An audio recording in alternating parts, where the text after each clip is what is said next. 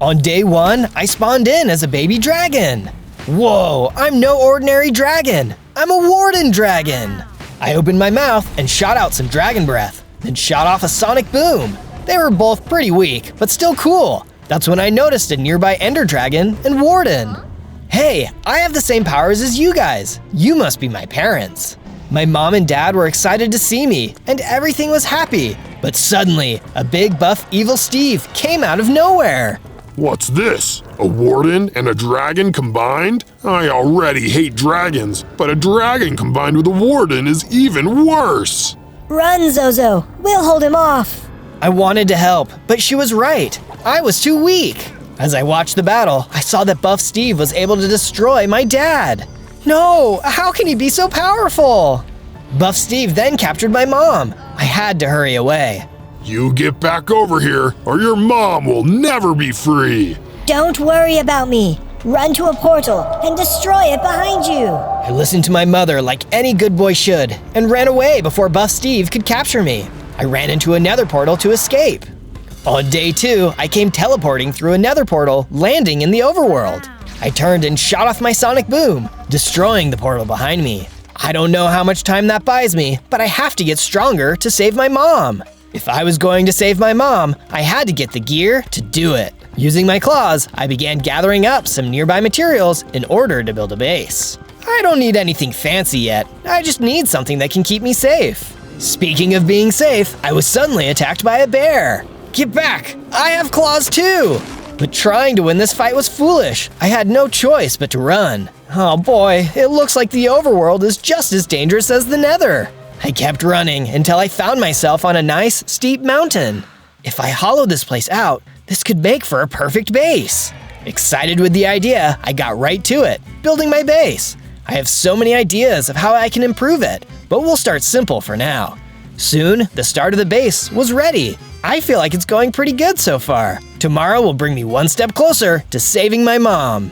On day 3, I kept mining down into the mountain when I popped out on the other side. But as luck would have it, there was something unexpected. Is that an ender dragon nest? It looked like there was an egg inside of it too. Just then, a phantom appeared. He got closer to the egg. He was going to eat it. Oh no you don't, the dragons are my friends! The phantom clearly didn't expect anyone to be here, and I was able to hit him hard. In no time, I managed to take him out. Finally, it feels good not to run away for once. And what's this? The phantom had dropped some phantom skin, which I picked up. With it gone, I was able to get really close to the egg. That's when I saw there was a note nearby. My dear child, if you are reading this, then something has happened to me. I was setting out in search of food for us. It is very likely that a powerful being called Steve may come after us. He collects powerful creatures like us dragons. Take care and stay safe. Oh no, it's not just me. Dragons everywhere are in trouble. It's not enough to just save my mom from Buff Steve. I'm going to have to defeat him. I quickly picked up the egg to take it back to my base. I could keep it safe there. On days 4 to 5, I arrived back at my base. I got right to work building an incubator for the egg. If it was going to hatch safely, it needed a good environment to thrive in. Just as I finished up, I heard a noise outside. I ran out and saw even more phantoms. Oh man, you guys really want this egg! Well, just try and take it. The phantoms did their best to take me out, but they were no match for me. They would have to try harder than that if they wanted to win. With the 2 phantoms defeated, I picked up the phantom skin they had dropped. Oh, I know just what to make with this! I went over to my crafting table and used the phantom skin to make myself some phantom skin armor. It was about as strong as leather armor, but it would be better than nothing. On days 6 to 8, I was starting to get hungry and decided to go look for food. I was a little nervous about leaving the egg behind, but if I couldn't get food, then no one would be able to protect it. I soon came across a village. Hi there, please, do you have any food to spare? The villagers took one look at me and ran away. I guess they weren't used to meeting friendly dragons, or friendly wardens for that matter. Well, no one is around, so bon appetit. I got right to work attacking the animals around. Sure, it felt bad to hurt other animals, but hey, a dragon's gotta eat. And there's no way I was going to eat a salad. At last, I found you! I looked and saw Buff Steve standing there. This time he had on dragon armor. He was even stronger than before. You, what do you want? Isn't it obvious? You! He clearly wasn't in the mood to chat, and I had no choice but to fight. I started swinging, but it was clear he was too strong. Looks like you're all mine. I saw a window to escape, and I took it. I had to get out of there, and fast. You might have slipped away this time, but mark my words, I'll find you. He was probably right, but today was not that day. On days 9 to 10, I had made it back to my base. That's when I heard a noise coming from the incubator. Oh no, the egg is in trouble! I ran into the room to find the egg was still there, but it was hatching. Suddenly, a small baby ender dragon climbed out. Are you my mom? Who, me? No, I'm Zozo. Oh, so where's my mom? I'm not sure, but she left this note in your nest. It was there when I found you, and then I brought you here to keep you safe. The little dragon read the note. I guess being able to read was a gift us dragons get at birth. I see. I wish I could have just stayed in my egg. It's sad out here. Hey, it's okay. There's a lot of cool things to do in the world too. Really? Like what? I thought about it for a moment, then told her to follow me. I instructed her to mine out a big room in the mountain because we were going to build a cool statue. I wanted to be sure we built it out of sight though, so Buff Steve wouldn't be able to find our base. The little dragon seemed to really enjoy the creative process and was much happier as we finished the first part. This is a good start, but do you have any guesses as to what it's going to be? I then got to work building her a room to stay in. I knew how hard it was to get your mom taken away from you, so I wanted to be sure she was happy and comfortable. Soon, her room was completed too. On days 11 to 12, the little dragon came out of her room to chat. Hey Zozo, what's my name? Oh, I guess you were born yesterday and could probably use one of those. How about Sivith? Sivith? Yeah, that sounds cool. Oh, and Zozo? Yeah, Sivith? I'm hungry. Oh, right. Hang tight. I'll get both of us something to eat. I went out into the land to try and find some crows to eat. After a bit of searching, I spotted a few. As I got closer though, I spotted a human nearby. Oh no, it's Steve! I went to run away when they called out to me. Wait, little dragon! That's when I realized it wasn't Buff Steve. I waited until they got a little closer. Hey, don't worry. I'm not here to hurt you like Steve. My name is Alex. What do you want? I want to help you. Steve and I used to be friends, but not anymore. What happened? Steve and I used to adventure together, along with our friend Brianna. One day we were exploring the Nether and came across the Nether Dragon. The dragon didn't mind us being there until Brianna decided to mess with the dragon's eggs. There's something magical about them, and Brianna got too close. The Nether Dragon destroyed her as the three of us tried to escape. I was sad, but Steve was angry. He vowed to take revenge on all dragons. He finds them and locks them away in his base as revenge. Through this, he has become stronger, but more evil, turning into what he is today. I feel like it's my responsibility to stop him. Thank you for sharing that with me. He captured my mom and my friend's mom. If we team up, we can stop him. Yes, I was thinking that as well. Although, I think it's important for me to keep searching for more dragons, so I can warn them about Steve. But here, take this horn. If you ever need to talk to me, you can use this. I took the horn and thanked her for her help. Maybe we could defeat him after all. On days 13 to 15, I continued looking for food as I thought about everything Alex had told me. Oh no, it's that bear again! I have to fight him off, otherwise I might not be able to find more food for days. I was stronger now, so I charged in to fight. The bear was still really strong and really packed a punch. But everyone was counting on me. I couldn't lose. I kept swinging and finally took him out. What's this? I feel so much more powerful. Suddenly, I leveled up, growing in size and gaining more hearts. Whoa, I feel amazing! If I keep growing like this, maybe I can actually stop Buff Steve. I quickly gathered up the chickens and started leading them back to the base. On days 16 through 19, I arrived back at the base with the chickens. I got right to work building a coop for them to live in. Once the coop was complete, I went over to Sivith to tell her about the chickens, and also Alex. This Alex sounds really nice, but I do have one question about everything you told me. What's that? Why are we eating eggs? Dragons come out of eggs too, so that seems kind of weird. Yeah, I don't know. It's different. Try not to think about it too much. I left Sivith to think about life and got to work building a mine. I might be able to grow in strength, but I can also build strength by making better armor and weapons. Speaking of which, I found some iron. Oh, perfect! I can finally get rid of my leather armor. This is great! Back in the base, I smelted down all of the iron, then used the iron to make myself a fresh set of armor and weapons. I'm feeling better already. On days 20 to 22, I woke up with a bad feeling in my stomach. I went to Sivith's room and saw she was missing. Sivith? Sivith, where are you? Just then, I heard another sound. It was the horn Alex had given me. She was calling me. I ran out of the base toward the sound. Maybe Alex knew what had happened to her. Soon, I saw Alex. What's going on?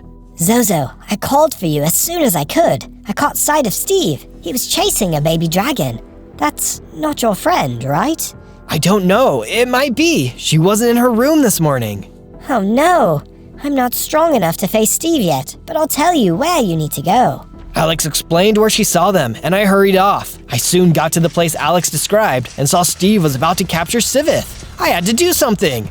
Hold it right there, Steve. I jumped between the two of them.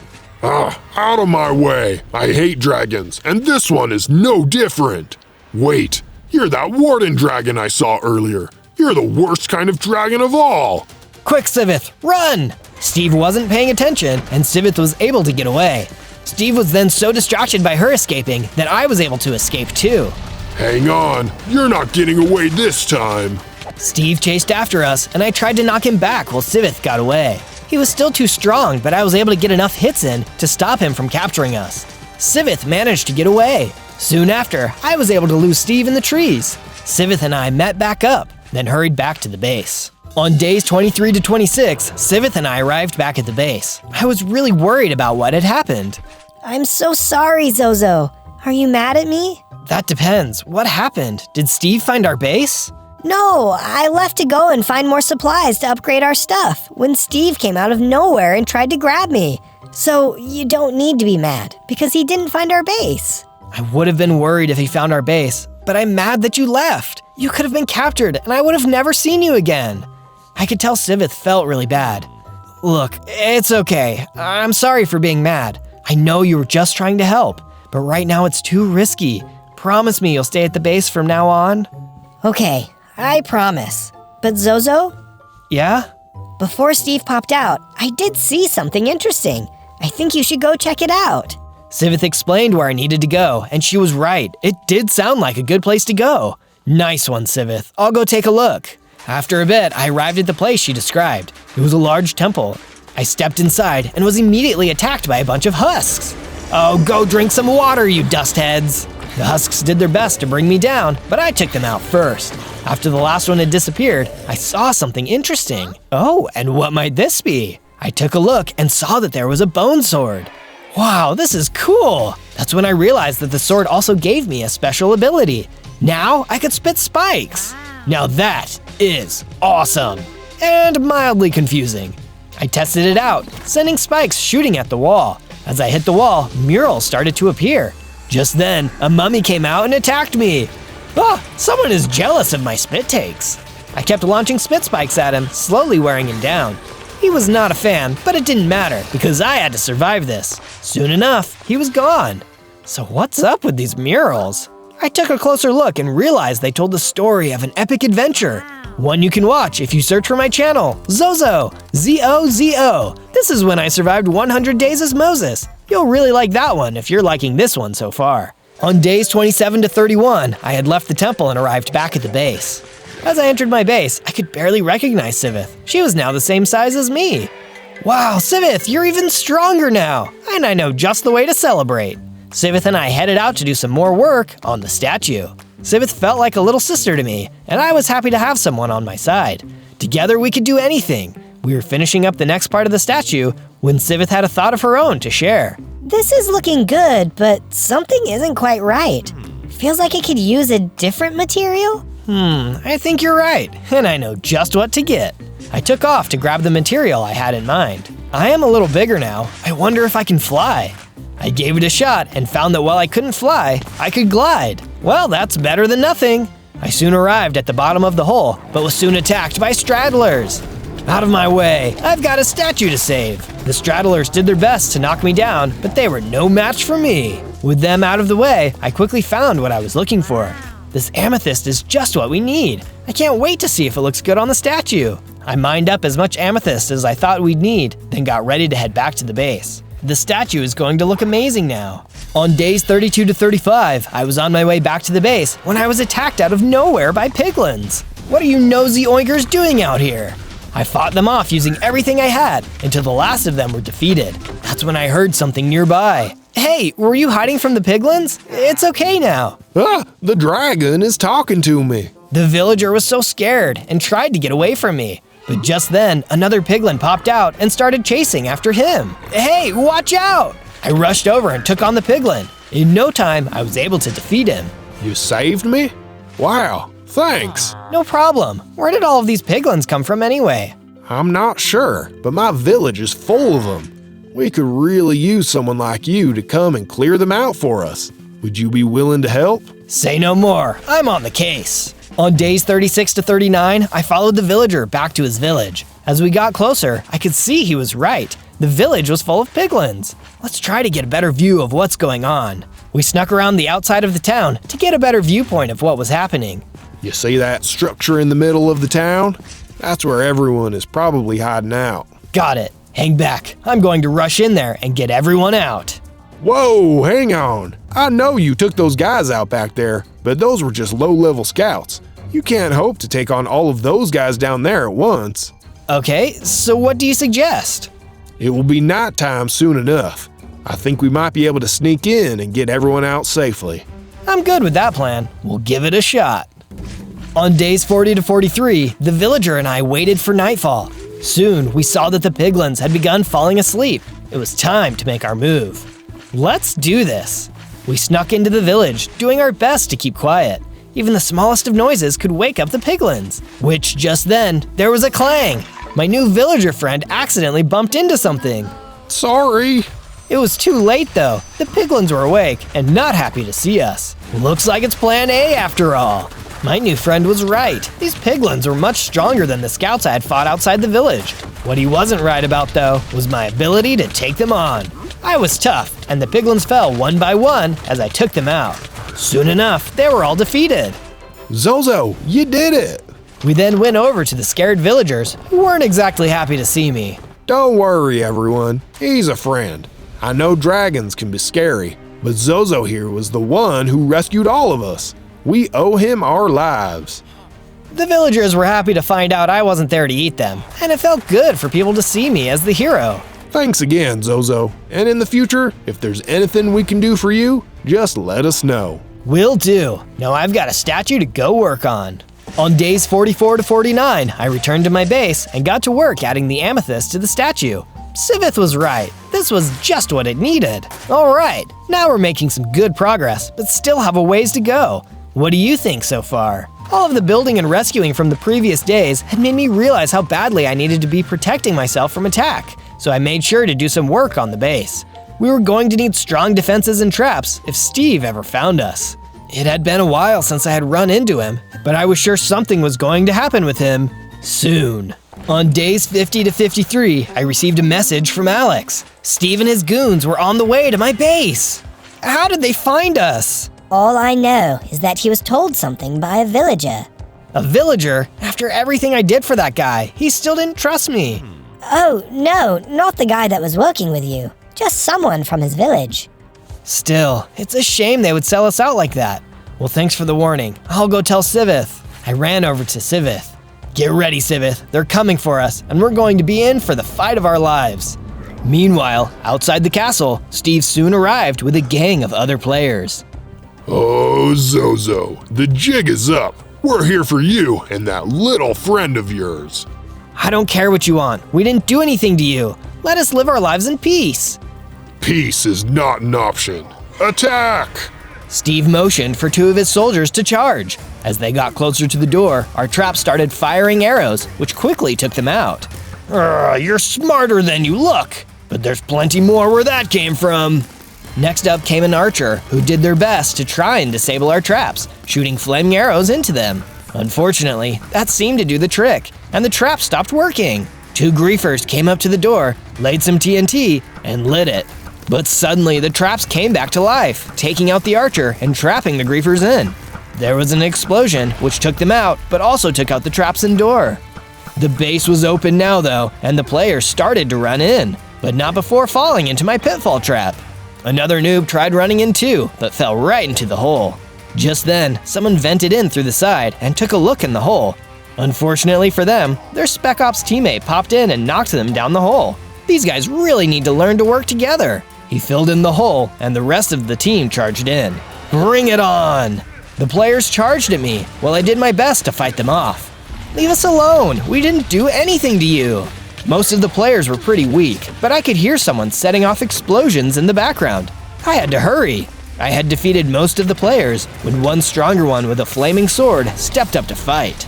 Look man, you don't want to mess with me. The player simply attacked. His flaming sword was really strong and kept setting me on fire.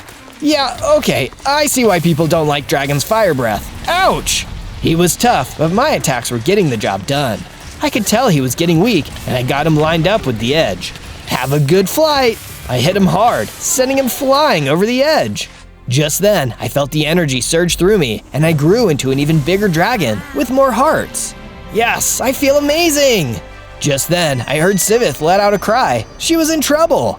I looked and saw she had been captured by Steve. Ha ha ha! Say goodbye to your little friend. Steve ran out of the base with Sivith in chains. I've got to stop him! I ran out of the base, but 2 more of Steve's players were waiting for me. They weren't very strong, but they gave Steve enough time to get away. I knocked them out, but it was too late. Hang on, Sivith. I'll find you! On days 54 to 57, I got out the horn and gave Alex a call. She arrived soon after. Zozo, you look so sad. What's wrong? They got Sivith. I've never felt so hopeless. Do you know where they might be taking her? I'm sorry, Zozo. I really wish I could help, but I have no idea where they could be going. I could tell Alex felt really bad, and she offered me some raw beef to cheer me up. Look, we'll find her. In the meantime, let's get this place fixed up. You won't be of any use to Sivith if they come back and capture you too. I agreed, and Alex and I got to work repairing the base. We had soon finished up the repairs, but I was still feeling a little bit down. One thing that I thought might help, though, was working on the statue. Alex offered to help on that as well, which made me grateful to have a friend in her. I was so worried about myself and my problems, I hadn't really thought much about what Alex was going through. Thanks for all of your help, Alex. I know you're going through a lot too, so it means a lot you are willing to help me. Anytime, Zozo. Now take care. I've got some things to take care of. I said goodbye and got ready for bed. Tomorrow I would figure out what I needed to do to save Sivith. On days 58 to 62, I headed into the mines. I didn't know where I needed to go to find Sivith, but I knew I needed to be stronger before I could do anything anyway. As I explored the mines, I was suddenly attacked by silverfish. Ah, these guys have always grossed me out. They were quick little buggers and hard to hit. Lucky for me though, I was able to take them out without taking too much damage. I continued into the mines and soon found some diamonds. Excellent, this is just what I need. I swung my pickaxe and gathered up lots of diamonds. I was going to have much better gear now. With all of my diamonds collected, I made my way back out of the mines. Back in my base, I got right to work crafting all of the diamond gear that I could. Steve wasn't going to know what hit him. On day 63 to 66, I woke up with a brilliant idea. I might not know where Steve is, but I know someone who might. And something tells me they are not going to be happy to see me. I took off towards the village I had saved days earlier. It was time to have a chat with the villager who ratted me out. As I arrived in the village, I saw my friend from earlier. I explained the situation to him, as well as who I was looking for. I'm sorry to hear it, but I can't say I'm surprised. Billiam has always been the village rat. I know just where you can find him. We headed off and found Billiam. Whoa, you're, bigger than the last time we saw you. I am. I'm quite a bit stronger, too. I can break little villagers like you with no problem. Oh, wow, yeah. Well, you're not gonna do that, are you? That's up to you. My home was attacked by Steve and his goons. My friend was taken prisoner. I can't forgive this, but I might be able to look past it if you tell me where I can find her. I'm sorry, but I don't know where they might have taken her. Uh-oh, that's the wrong answer. I took a deep breath and got ready to blast him. Wait, I'm telling the truth. I don't know where they would have taken her, but I can tell you where to find Steve's messenger that I talked to. I thought about it and decided that was probably the best thing I was going to get from this guy. All right then, looks like today's your lucky day. Billiam spilled everything he knew about where I could find this messenger.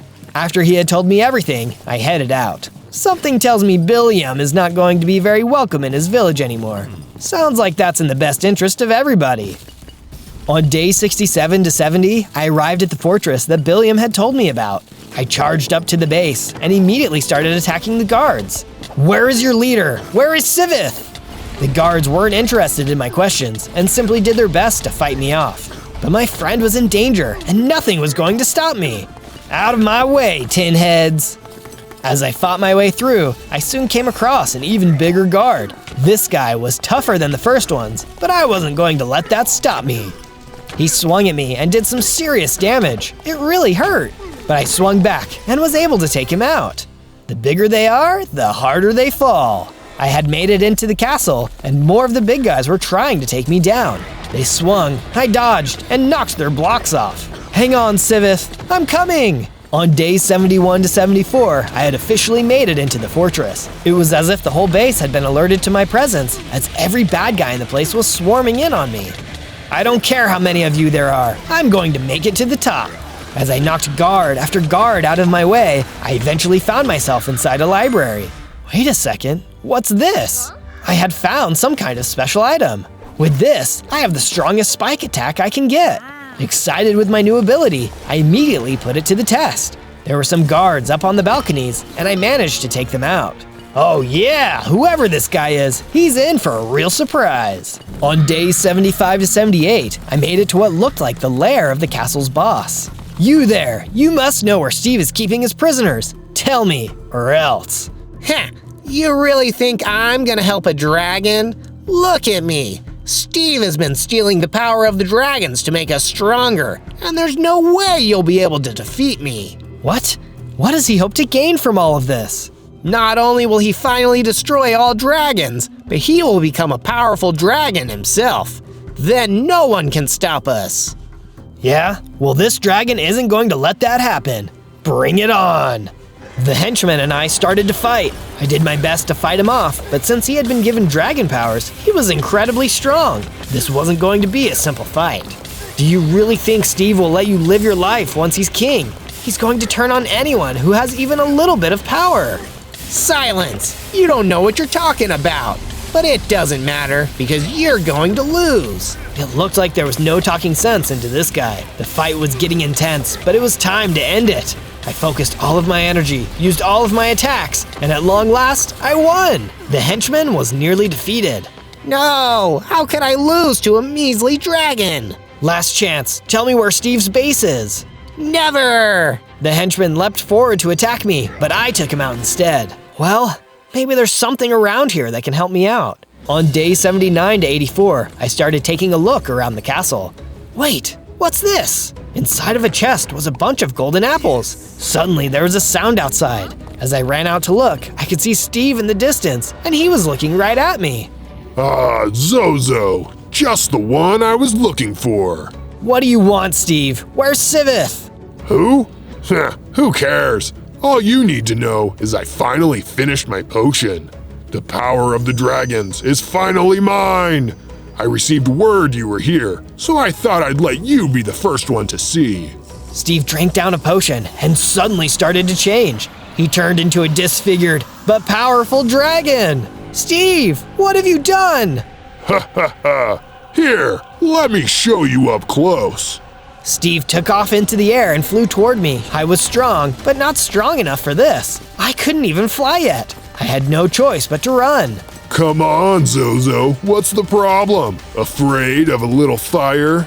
I kept running toward my base as Steve continued to chase me. I had to get to cover. We ran across the land and I finally snuck into my base. Steve flew around for a bit, but realized he couldn't fit inside. After a while, he left. I fear for the worst with Sivith. Is she still alive? On days 85 to 89, I got out of bed after a sleepless night. I had no idea if Steve would be waiting for me outside, and I couldn't risk going out there. I went back over to my statue. I had planned on completing it with Sivith, but I was worried I might not have that chance. I worked on completing the final part. Well, it's all done. It reminds me of Sivith, and she would have been proud of what we did here. I only hope I can avenge her and save everyone else from Steve's insanity. I was feeling more confident than before and stepped over to the ledge. Maybe I was strong enough to fly. I leapt over the edge and sure enough, I was able to get my wings going and fly. Yes, finally! I took some time to get used to flying. Luckily, it looked like Steve had left the area. I was able to get some good practice in when I heard Alex sounding off on her horn. I flew toward the sound and saw Alex was waiting for me. Zozo, you did it! You're flying! This is great news! Thanks! I just wish I knew where Steve's base was. One way or another, I've got to end this. Well, I've got some good news for you. I found it! I couldn't believe it. Maybe now we could finally get revenge for all the wrongs Steve had done. Even though I was feeling stronger though, I was still worried about how we could defeat Steve. Steve is afraid of anything that might harm him, so he likes to keep that close to him. When we get to his base, we should take a look around. There might be something there that can help. On days 90 to 94, I flew to Steve's base. As I landed outside the base, I met up with Alex. Wait a second, how did you beat me here? I was flying. Oh, I have another highway set up, so I can get around pretty quick. Oh yeah, that's a good idea. So have you seen Steve? Not yet. I think you should be good to head inside. I'll wait out here and let you know if Steve shows up. Sounds like a plan. Stay safe. I took off and flew over the wall, landing in the courtyard. The place was full of half-dragon guards. Oh man, what happened to you guys? As I fought off the guards, I realized that these must have been Steve's failed dragon transformation experiments. That guy was twisted. Even though they were failed experiments, they were still really strong. I was able to hold them off, but I lost some pieces of my armor in the process. Whew, okay, that was tough. Let's move in deeper and see what we can find. On days 95 to 97, I moved even deeper into the base. Jeez, this place is huge! I soon found myself in what looked to be a forge room. I decided to take a look around and see if I could find anything that could help me in my fight. There was a cool dragon statue nearby. Then I noticed a chest was near it. I wonder what could be in here. I opened the chest and saw it was full of netherite gear. This just might give me the boost I need to win the fight. I kept on exploring when suddenly I was attacked by more of Steve's minions. How many of you guys are there? I smacked as many of them out of the way as I could. If there were guys down here, I must be getting close. I was finally going to be able to get my revenge. After I defeated the last of the minions, I came face to face with another one of Steve's stronger dragon guards. The last fight against one of you was hard. Let's hope this time can be better. We both sprang into action, hitting each other and firing off different attacks. He was still really strong, but my new equipment was doing its job. I managed to get him lined up with a cliff. Hang on to your horns! I gave him a good whack and sent him flying over the edge to his doom. Bet you wish you had the power to fly. On day 98, I moved even deeper into the base. It was starting to get really cold and wet. How deep underground had I gone? More guards? No problem. At this point, I was getting pretty good at fighting these guards. That's when I realized there was a dragon in a cage nearby. It was Sivith. I defeated the last of the guards, then hurried over to the cages. Hang on, I'll get you out. I used my sonic attack and opened up the cage, freeing my small friend. I was excited to see she was still alive, but had a question to ask her. I was scared to ask, but I had to know the answer. Sivith, I'm so happy you're alive. Have you by any chance seen my mother down here? A sad expression came over Sivith's face. I have, but unfortunately she's gone. We were only both here for a short while, but I believe she saved my life. What do you mean? When Steve came to extract her powers from her, she gave him even more power than she needed to. More power? Why would she do that? That just let him turn into a dragon sooner. It's true, but you have to understand that she was out of time, and Steve would have used my power next. He was going to figure the transformation out, but your mom sacrificed herself to be sure Steve wouldn't need to hurt me too. Wow, I understand. She was always looking out for others. She also told me that she believed in you, and she knew even if Steve was able to harness dragon powers, you would be able to defeat him. She told me to give this to you when you arrived. Sivith tossed something out on the ground. Warden's heart. This was a gift to my mom from my dad. I had always heard that there was a special power inside of it that combined the power of the dragon and the Warden. But before I could investigate any further, I heard a noise from Alex's horn. Steve must be here. Come on, Sivith, let's get out of here. On day 99, Sivith and I arrived back outside of the base. Alex was waiting, and we hurried over to her. Watch out! Steve is... Just then, Steve came smashing down into the courtyard in his dragon form. Sorry to break up the party, but you three have been getting on my nerves. It's over, Steve. You might look like a dragon, but you will never truly be one. It's time for you to pay for your crimes. Is that so? Well, come and get me, Warden. Warden? Zozo, use the Warden's heart. I quickly grabbed the Warden's heart and activated it. I felt an amazing amount of energy flow through me, and I leveled up into my strongest, most powerful form. I can feel the full power of the Ender Dragon and the Warden within me. You're going down, Steve. Steve let out a growl as we started to fight. We flew around, launching our dragon's breath at each other. The sound of our battle could be heard for miles. Give it up, Steve. I have the power of the two most powerful beings in the land. You can't hope to defeat me. You're just a freaky mix of two creatures. Hey man, look who's talking. I finally landed a powerful blow, which brought Steve down to his final heart. I soared high and dive-bombed him, delivering the final blow. Ah, no! Steve started to explode as his head spun violently. His entire being was glitching out of existence. And stay out of our land. On day 100, Sivith, Alex, and I all made it back to our base. We had lost our families and close friends, but together we would be our own new family. And if anyone else was in trouble, we'd be here to help them out. On day 1, I spawned in as an awesome Warden Ninja, right in the middle of my Warden Ninja hideout.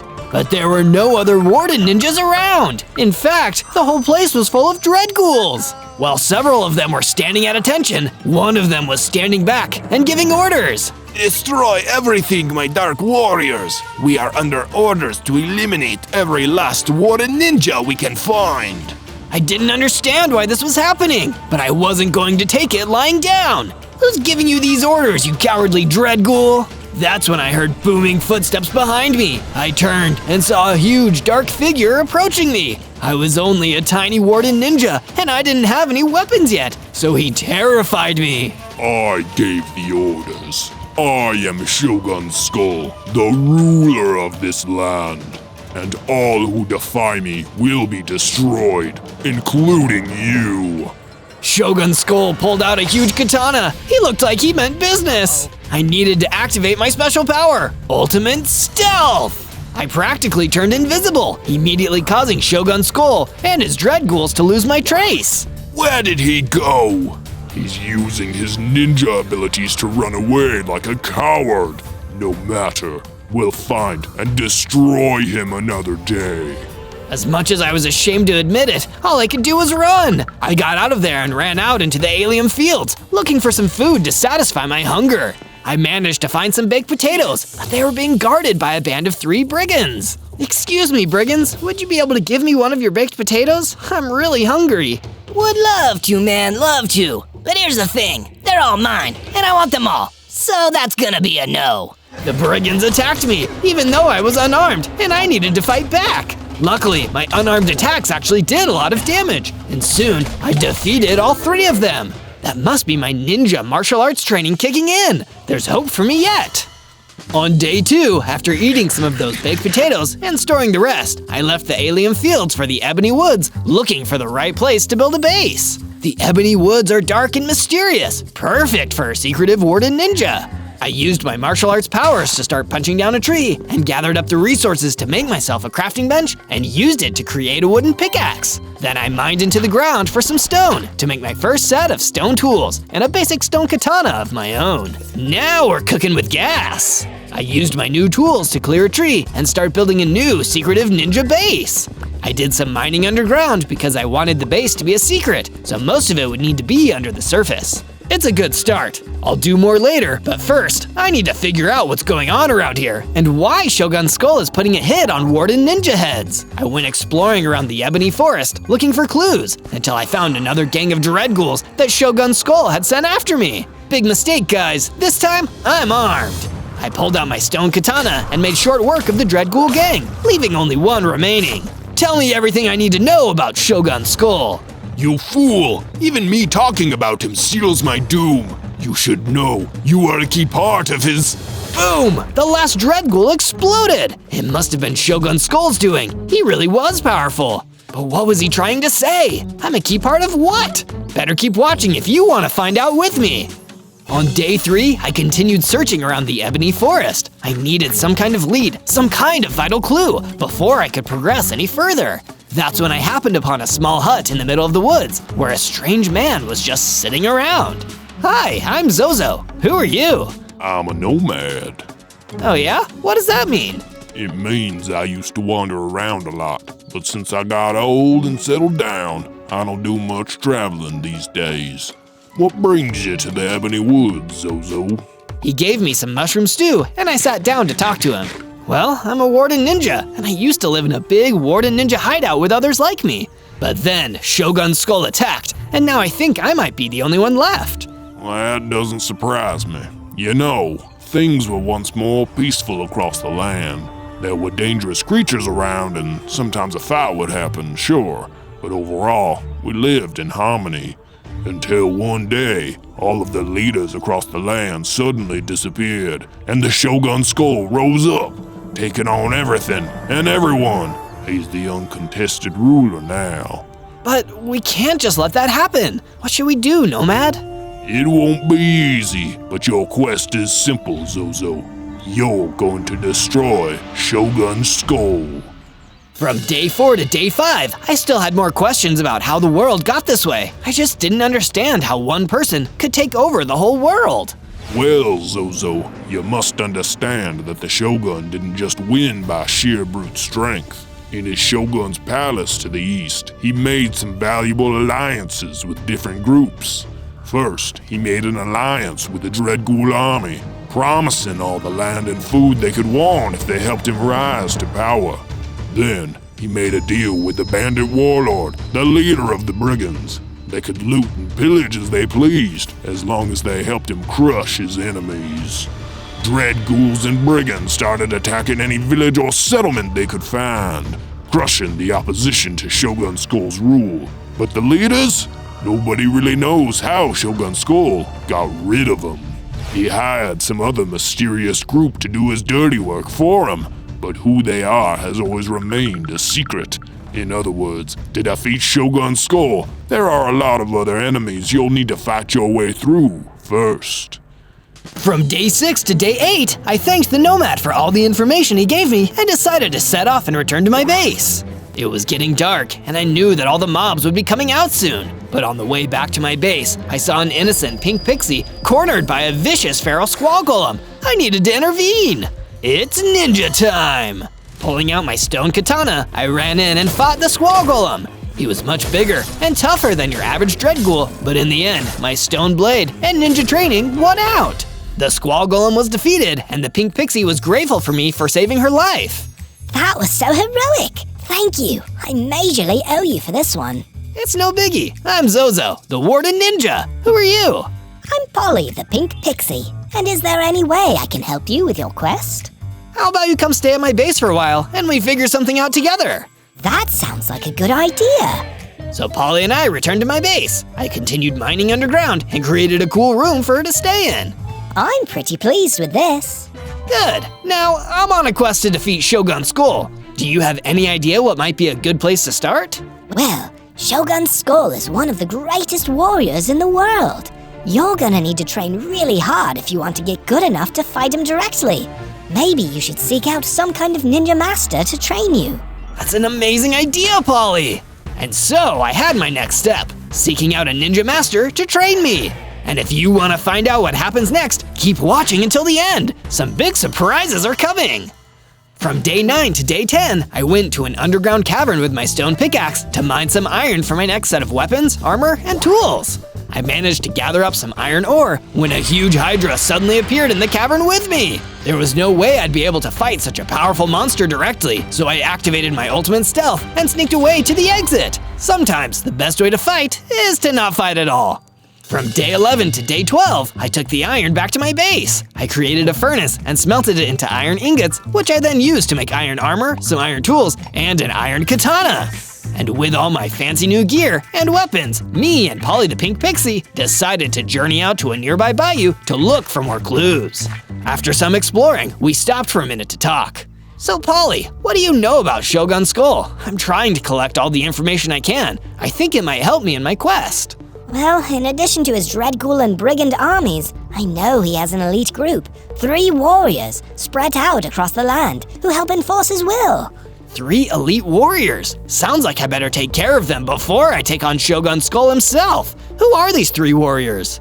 There's the Gold Creeper, a walking weapon of mass destruction that people always fear is gonna blow up. Then there's the Fire Elemental, a powerful being with mastery over flame.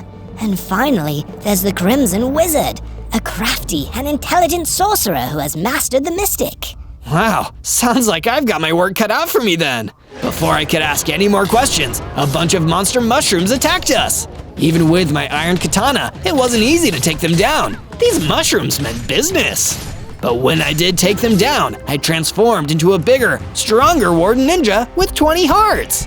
Whoa, this is awesome. Better stick around to see what I transform into next. That's rad, Zozo. But hey, maybe next time we should go somewhere a little drier. This bayou is just gross. From day 13 to day 15, Polly and I returned to my base. I decided to spruce it up a little, adding some plants and other decorative improvements, and actually decided to make myself a proper room. Just because it's a secret underground base doesn't mean it has to be drab and dreary. That's when I remembered what Polly had said to me. Maybe next time we should go somewhere a little drier. This bayou is just gross. And it hit me, what could be drier than the Mojave Desert? Maybe I'd have some luck finding someone there. After taking some time to rest, I went out to the Mojave Desert. It was just as dry and hot as I expected, but there didn't seem to be much going on. That's when I was attacked by the Desert Lord, the ruler of the desert. Because he was on his own home turf, he was even faster and stronger than a ninja, and it was too late for me to use ultimate stealth. I broke away from the fight and stood back, but the Desert Lord still seemed ready to battle. You are a trespasser on this land. This is my desert, and I'll never let you or the diabolical Shogun Skull you serve claim it. Wait, there's been a misunderstanding. I don't work for Shogun Skull. I want to defeat him. Oh, I'm sorry. I just assumed you was working for the Dread Shogun. But why? Didn't all the Warden Ninjas used to work for him? My mind was blown. It all made sense now. The mysterious third group who worked with the Shogun Skull, it must have been the Warden Ninjas. But why was he trying to destroy them now? Desert Lord, you've given me a lot to think over. Would you like to come back to my base and we can work together to defeat Shogun Skull? Well, I hate to leave my desert, my true home. For now, it seems working together is the most sensible choice. Let's go, Warden Ninja. The name's Zozo. Follow me. From day 16 to day 19, I returned to my base with the Desert Lord. I mined a new underground room for him, complete with a bed and even a few sandblocks, just to help him feel at home. It's not exactly the desert, but thank you, Zozo. This'll do. Seeing as how exploring had helped me discover plenty of interesting new things so far, I decided to continue visiting new locations, so I left my base once more. I went out to the prairie next to see what I could find. That's where I ran into a camel. Hey, Mr. Camel, I'm Zozo. Is there anything I can help you with? The name's Joe. And as a matter of fact, there is. For the longest time, I've wanted to build a nice beach house on the Rainbow Beach, but it's infested by wraiths now. If you could help me clean out those wraiths so I can build my beach house, I'll give you a weapon I've been holding on to for a while. Something you might find useful. That sounds like a good deal to me, Joe. From day 20 to day 22, I journeyed out to the Rainbow Beach to complete my mission for Joe the Camel. It was a really beautiful place. I could see why he wanted a beach house out here. When I ran into the group of wraiths he told me about, I drew my katana and charged in, slicing and dicing in a way that would make any Warden Ninja proud. Soon, they were all defeated. I'm getting the hang of this whole ninja thing. Then, I saw something quickly moving towards me and noticed it was the Gold Creeper, one of the elite Shogun Skull warriors that Polly had told me about. Oh no, I gotta bounce! I didn't have any long-range weapons, so all I could do was run for my life as the Gold Creeper chased me. If it exploded while I was too close, I was doomed. But it kept chasing, getting closer and closer and closer. It started to get too close for comfort, so I jumped forward into some nearby water, hoping it would at least provide some protection. Boom! The Gold Creeper exploded! It was the biggest explosion I'd ever seen, taking a huge chunk out of the beach around me. But I'd survived! I'd completed Joe the Camel's quest, and I'd defeated one of Shogun Skull's 3 elite warriors. I'd call this a successful day. From day 23 to day 26, I returned to the prairie and met with Joe the Camel again. He was pleased to find out I'd gotten rid of the wraiths, and less pleased to find out the Golden Creeper had blown a big hole into the Rainbow Beach. Still, a deal's a deal, kid, and you held up your end. You can take this set of throwing axes I have. Since you're a ninja, you'll probably benefit from some thrown weapons, perfect for those stealthy kinds of attacks. Wow, these will be so useful! Thanks, Joe! Don't mention it. If you need me, I'll be off constructing my beach house. With that quest taken care of, I decided to continue exploring the world. I reached the scenic Red Oak Forest, where I ran into a gang of mossy skeletons working for Shogun Skull. You're in some real trouble now. No bones about it. That was an awful pun. Eat axe. I tried out one of my new throwing axes on the first of the mossy skeletons, defeating him instantly. Then I pulled out my iron katana to deal with the rest. It didn't take long for me to defeat them, all except one, who I needed some information from. Tell me what Shogun Skull is planning. Ha! You're deluding yourself if you think you can beat him. He just sent out the armored Vindicator. If that thing gets you, you're doomed! Doomed! With a strike of my katana, I finished him off. That gave me enough XP to level up, getting bigger, jumping up to 30 hearts, and getting access to my Warden Sonic Boom ability. This will be useful for helping me take on that armored Vindicator guy, if I ever even see him. From day 27 to day 31, I started making my way back to my base through the Ebony Forest. I was feeling pretty good about all my recent victories and the new abilities and weapons I'd gained. I'm actually feeling pretty unstoppable right now. And that's exactly when the armored Vindicator hopped out and attacked me. He was just as big and scary as the mossy skeleton had implied, and he was wielding a menacing axe. Your journey is at an end, Warden Ninja. If you give up now, I can promise it'll be relatively painless. I'll never give up. I'm willing to fight you to the bitter end. Good. I was hoping you'd say that. The armored Vindicator attacked once more. Every hit he gave me was shockingly damaging. Even with all my upgrades, I couldn't beat him at my current strength. Instead, I turned and ran back towards my base, narrowly managing to outrun and lose the armored Vindicator. That would be a battle for another day. When I reached my base, the Desert Lord and Polly the Pink Pixie seemed impressed with my new size. Looks like that training is really paying off, Zozo. You're looking swole. It's true. Just so much bigger and stronger than you used to be. And since you're here, I've also got something that I think you'd like. My research suggests that if you go to the Rose Fields and seek out the Sergeant, he may be able to give you some information that'll help you with your quest. Wow, that's amazing news! Just be careful out there. I've heard that the Sergeant isn't exactly the friendliest guy out there. With that in mind, I left my base and headed in the direction of the Rose Fields. From day 32 to day 35, following the Desert Lord's instructions, I went out to the Rose Fields. There, I saw the Sergeant sitting down and meditating among the roses. I didn't expect it'd be so easy to find him. I approached the Sergeant and called out to him. "Excuse me, Mr. Sergeant. I've been told you have some interesting information. Could we talk about it?" But the Sergeant didn't seem like he wanted to talk. Instead, he got up, ran towards me, and started fighting me with his fists. I didn't even have time to reason with him. All I could do was fight back against his onslaught of punches. After I survived for long enough, the Sergeant relaxed. He'd had his fun. Nice skills, kid. Sorry, what can I say? I like a good fight. What information did you want? I've been told you know a lot about Shogun Skull. I'm trying to defeat him. Ha, Shogun Skull. I fought against his army back in the day. I was involved in a lot of those battles. What is it you want to know about him? I want to know what the Warden ninjas had to do with his rise to power, and I want to know why he wants us all destroyed now. That much is simple. As part of Shogun Skull's takeover plans, he needed to destroy the leaders and guardians of the free people to demoralize them and break their spirits. While his armies fought their armies, he needed an elite group of assassins to take out the high-value targets. That's where the Warden ninjas came in. They are excellent assassins, and with their stealth skills, they could sneak in and get the job done. And they did their job very, very well. But once their job was done and Shogun Skull was in power, he knew that if the Warden ninjas could help him into power, they might also be able to topple his throne. So he sent out his armies of dread ghouls and brigands to destroy every Warden ninja. You, kid, are probably the last one left. From day 36 to day 39, I returned to my base. Knowing that I was public enemy number 1 for Shogun Skull made me realize I could really do with some better armor, so I asked Polly for ideas. I think the Shogun has a base in the tropical rainforest where you might be able to find some diamonds. Diamond armor and a diamond katana would be a huge help for you. Excellent idea, Polly. I'll go there now. I didn't waste any time getting to the tropical rainforest and beginning my search for the enemy base. On the way there, I ran into an air elemental that lives in the forest. Excuse me, kind sir. I have a quest I need help with. Some nasty dead worms have invaded my beautiful rainforest. If you see them, do me a kindness and perform a little pest control, would you? Of course! I'll definitely get rid of those dead worms if I see them.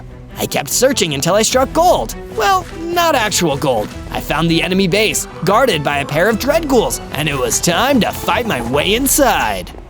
From day 40 to day 43, the fight began! First with the dread ghouls. That was an extremely quick battle. I pulled out my throwing axes and threw one at each of them, defeating them instantly. Then I ran into the base, ready for the real fight to begin. And it would definitely be a real fight because the armored Vindicator was in there, waiting for me. Finally, I can finish what I started and destroy you, Zozo. At least this time, you won't run away like a sad little coward like you did before.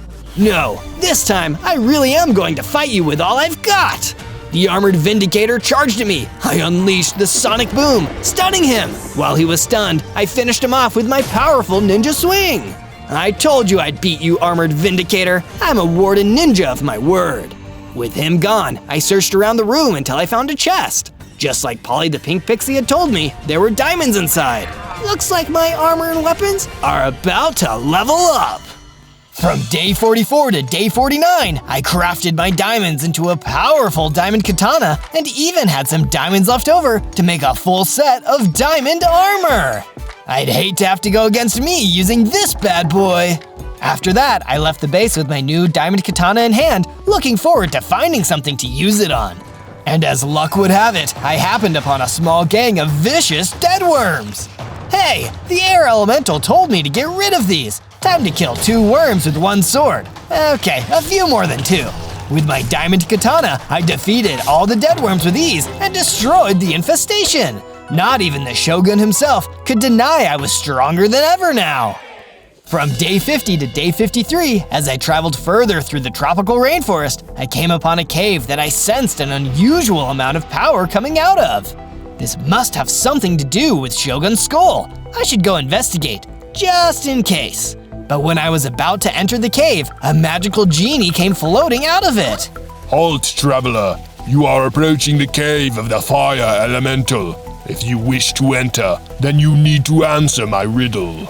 I remembered that the fire elemental was the second of the elite warriors working for Shogun's skull. I needed to answer the riddle, get in there, and defeat him.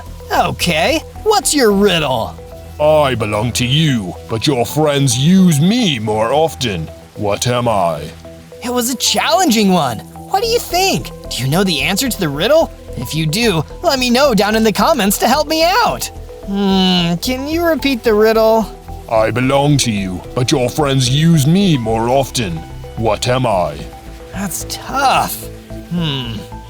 Wait, I've got it! You're my name. It belongs to me, but my friends use it more often when they talk to me.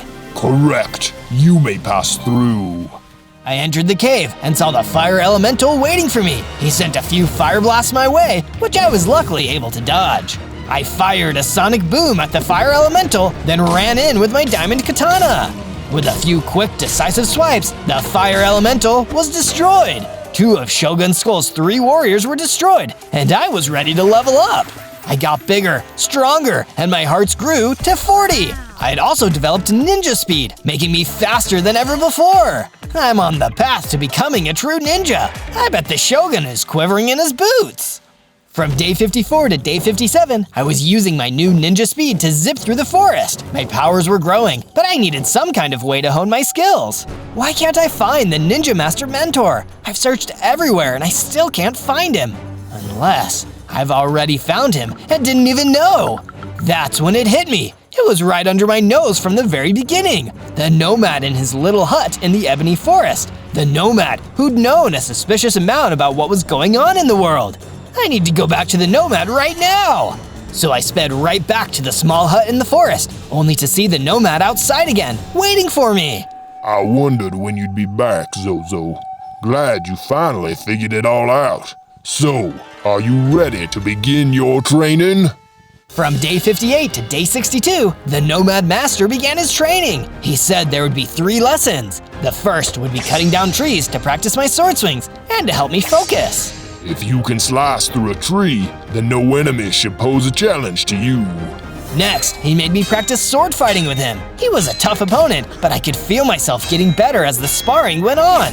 And for the third lesson, he released a giant mummy scorpion and got it to chase me around until I finally built up the courage to defeat it with my diamond katana. Afterwards, I returned to the Nomad Master's hut. You have done well, Zozo, and proven you are worthy. I'll teach you my special technique, Ultimate Slash. Much stronger than a regular slash. Use it wisely. Thank you, Master. I will use it with honor. From day 63 to day 66, I returned to my base, only to see it under attack by a gang of dread ghouls straight from the Shogun's palace. Hey, get away from my base! I pulled out my diamond katana and ran in, taking them out with my ninja speed and ultimate slashes. It didn't take long for me to defeat them all, and that's when the Desert Lord ran up to me. Zozo, we need your help. Some of those dread ghouls kidnapped Polly, the pink pixie. We need to get her back. Oh no, where did they take her? Out into the ebony forest. You need to get after them, quickly. Don't worry, Desert Lord, I'm on it. From day 67 to day 70, I used my ninja speed to run back through the ebony forest, looking for the dread ghouls that kidnapped Polly. It didn't take long for me to find them. Don't worry, Polly, I'm coming to save you. Thanks to all my training, these dread ghouls weren't a challenge for me. I slashed through them with my diamond katana until only me and Polly remained. That was amazing, Zozo, thank you. You saved my life from all those dread ghouls. I'm so sorry for ever letting you get kidnapped in the first place, Polly. Let's go back to the base. We returned to the base, and I decided that after all this, I needed to put in an extra line of defense, building a defensive wall around the base's entrance. Better safe than sorry. I can't risk another attack while I'm away like that again. From day 71 to day 74, I wasn't sure where to go next. I knew that I needed to defeat the Crimson Wizard before I could take on Shogun Skull himself, but I wasn't sure where to find him. So instead, I decided to go back to one of the deadliest enemies I'd left behind before. With my new skills and my diamond katana, I returned to the underground cavern where I'd faced the Hydra before. As soon as I entered the cave, I blasted him with a powerful sonic boom, momentarily stunning him, and ran in with my ninja speed, hitting him with ultimate slash again and again, faster than he could even regenerate from it. Thankfully for both of us, the Hydra tapped out and agreed to tell me anything I wanted to know. You're looking for the Crimson Wizard, right? No worries, I know exactly where he is. You just need to go to the Weeping Witch Forest. He's guarded by some brigands. Just go after him and leave me alone, please. I left the Hydra to his own devices and ran off. I had a Crimson Wizard to defeat. From day 75 to day 78, I followed the advice given to me by the Hydra and traveled all the way to the Weeping Witch Forest. A place like this is a perfect hideout for an evil wizard. Why didn't I think of this sooner? I continued to go further in until I fell down a hill and found myself surrounded by brigands, just like the Hydra told me. You've wandered right into our trap, Zozo. There's no way you're ever gonna escape us here. I don't want to escape, brigand. You and your bosses are the ones I've come here for. With my ninja speed and my diamond katana, I zipped from brigand to brigand, taking out each one with a single strike. Once they were down, all that was left to do was hunt down the Crimson Wizard. But the last thing I expected was for him to come to me instead. The Crimson Wizard appeared right in front of me and fired an energy blast that took out a number of my hearts. It was clear that he was the strongest of the Shogun Skull's 3 elite warriors. This is hardly even a challenge. Why don't you show me your good time, Zozo? Have you come this far just to perish? How's this for a good time? While the Crimson Wizard was distracted by his own gloating, I ran in and struck him with my katana, hitting him so hard and fast, he was immediately destroyed! Probably should have fully defeated me before you started bragging, Crimson Wizard. And this means that I've defeated all 3 of the Elite Warriors! And that clearly meant something, because I leveled up into my strongest form yet, with 60 hearts! It's time to finally defeat Shogun Skull! From day 79 to day 84, I returned to my base to give Polly the Pink Pixie and the Desert Lord the good news. They looked amazed at my size and abilities. This is incredible, Zozo. It's amazing to see how far you've come, Zozo. We're so proud of you. Thanks, guys. I think I'm ready to defeat Shogun Skull. Do you have any idea where I can find the Shogun's palace? I can help you there, Zozo. I went there once. It's deep in the Zelkova forest, and I can lead you there. Thank you, Desert Lord. Let's go! From day 85 to day 89, the Desert Lord and I traveled to the far east, into the Zelkova forest. We stopped for a moment for one last discussion. Desert Lord, it'll be too dangerous from here. I'll go alone. Are you sure, Zozo? I don't want you to get hurt. It's okay. I've been training for almost 100 days. I believe I can do this. Okay, Zozo. I wish you luck. And with that, the Desert Lord and I went our separate ways. From day 90 to day 94, I traveled deeper into the Zelkova forest, searching for the Shogun's palace. It's gotta be around here somewhere. Where could Shogun Skull be hiding? Right behind you. I turned around just in time to see Shogun Skull standing right behind me. Before I could fight back, he hit me and everything went black. When I woke up again, I was in the Badlands, miles away from where I was supposed to be, with Osiris standing right in front of me. You're not who I wanted to fight, but I guess you'll have to do. I still had my diamond katana, thankfully, and used Ultimate Slash on Osiris. He wasn't that hard to defeat, but knowing how far I was behind on my plans to defeat Shogun Skull now, I felt terrible. All I could do was make my way back to my base and figure out a new plan. This is gonna be a long week.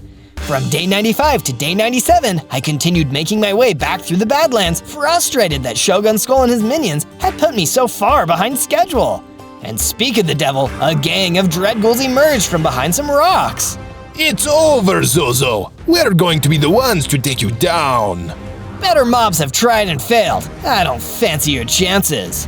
I didn't have much time to waste on these guys, so I hit them with a sonic boom, then finished the rest of them off with a diamond katana. Shogun Skull, your end is near!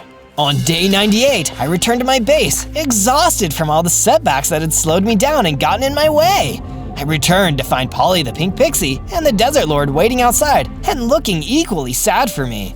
I'm so sorry that all of this happened, Zozo. You've been facing the impossible. Perhaps we put too much pressure on you. Maybe the Desert Lord is right, Zozo. It took a whole organization of Warden ninjas to deliver Shogun Skull into power. Maybe it was just wishful thinking to believe that one Warden ninja would be enough to overthrow him. Guys, we can't afford to think like that. We need hope if we were ever going to win this thing. Shogun Skull is throwing everything at us, and that's because he's scared. Because he knows, deep down, that I can defeat him. So let's keep pushing and prove that evil jerk right. That seemed to pep them both back up, and if you want to support our adventures and see more, be sure to hit like and subscribe and ring the bell so you never miss another Zozo video. Zozo, if you believe it's truly time for the final battle, I'll lead you to the Shogun's palace again. Let's bring his reign of terror to an end, once and for all. That's what I'm talking about. Lead the way, Desert Lord. I'm ready to do this. On day 99, following the Desert Lord through the Zelkova forest, I reached the Shogun's palace where we bid farewell. Of course, Shogun Skull was never gonna let me just waltz in. The gates opened, and first, he sent out a band of brigands to attack me. We've been promised a real good payday if we can destroy you, Zozo. That's money you'll never get to spend. I ran in with my diamond katana, supported by my now iron willpower. I'd never let these brigands defeat me. I kept fighting until not a single one of them was left, and only I was standing. Who's next, Shogun Skull? I can take anyone you throw at me. But the next group of mobs didn't come from the palace. They snuck up behind me. It was a gang of silent assassins. They were much tougher than the brigands, but with my expert diamond katana skills, I was able to still defeat them all. By this point, I was getting tired, but I still had the will to fight. Is that all you got, Shogun? The gates opened again, and out stepped a huge warrior. It was the bandit warlord, the leader of the brigands who'd helped the Shogun rise to power all those years ago. Your army, Zozo! You've destroyed so many of my brigands! Do you have any idea how much effort it will take to replace them all? For that, I've decided I'm going to destroy you myself! Not if I have anything to say about it! I unleashed my sonic boom, blasting the bandit warlord right in the chest. But he tanked it. He was completely unharmed. Ha! Pathetic! That barely tickled! Do you really think such a feeble attempt would really defeat me, the mighty bandit chief, second only to the Shogun himself? This is going to be fun! Worried that this could be the end, I pulled out one of my axes and threw it directly at the bandit warlord. To my surprise, it destroyed him instantly. Oh, I guess he was just bragging. Huh. With his guard force taken care of, all that was left was to enter the palace and battle the Shogun himself. On day 100, I entered the Shogun's palace and found the man himself, Shogun Skull, waiting for me. Well done, Zozo. You've proven yourself and fought with honor. For that, I will give you the privilege of a warrior's death. You deserve little else. All that bluster can't disguise how scared you are, Shogun Skull. I know the truth. You never would have gotten to where you are without people like me. And what the Warden Ninja gives, the Warden Ninja can take away. That's the true way of the ninja. How arrogant, Zozo. Do you really believe you can take away this? Shogun Skull began to transform into an even larger, more dangerous version of himself. The strongest I'd ever seen him. No more talking, Zozo. It ends now. Well, at least we can agree on that. The battle began. The two of us clashed katanas. We seemed equally matched in skill, but because of his dark magic, Shogun Skull was bigger and stronger.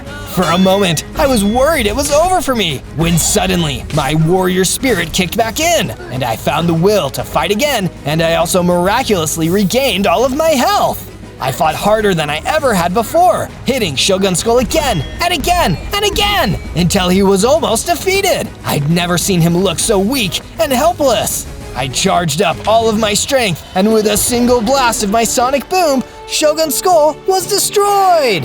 And peace restored to the land once more. I love a happy ending.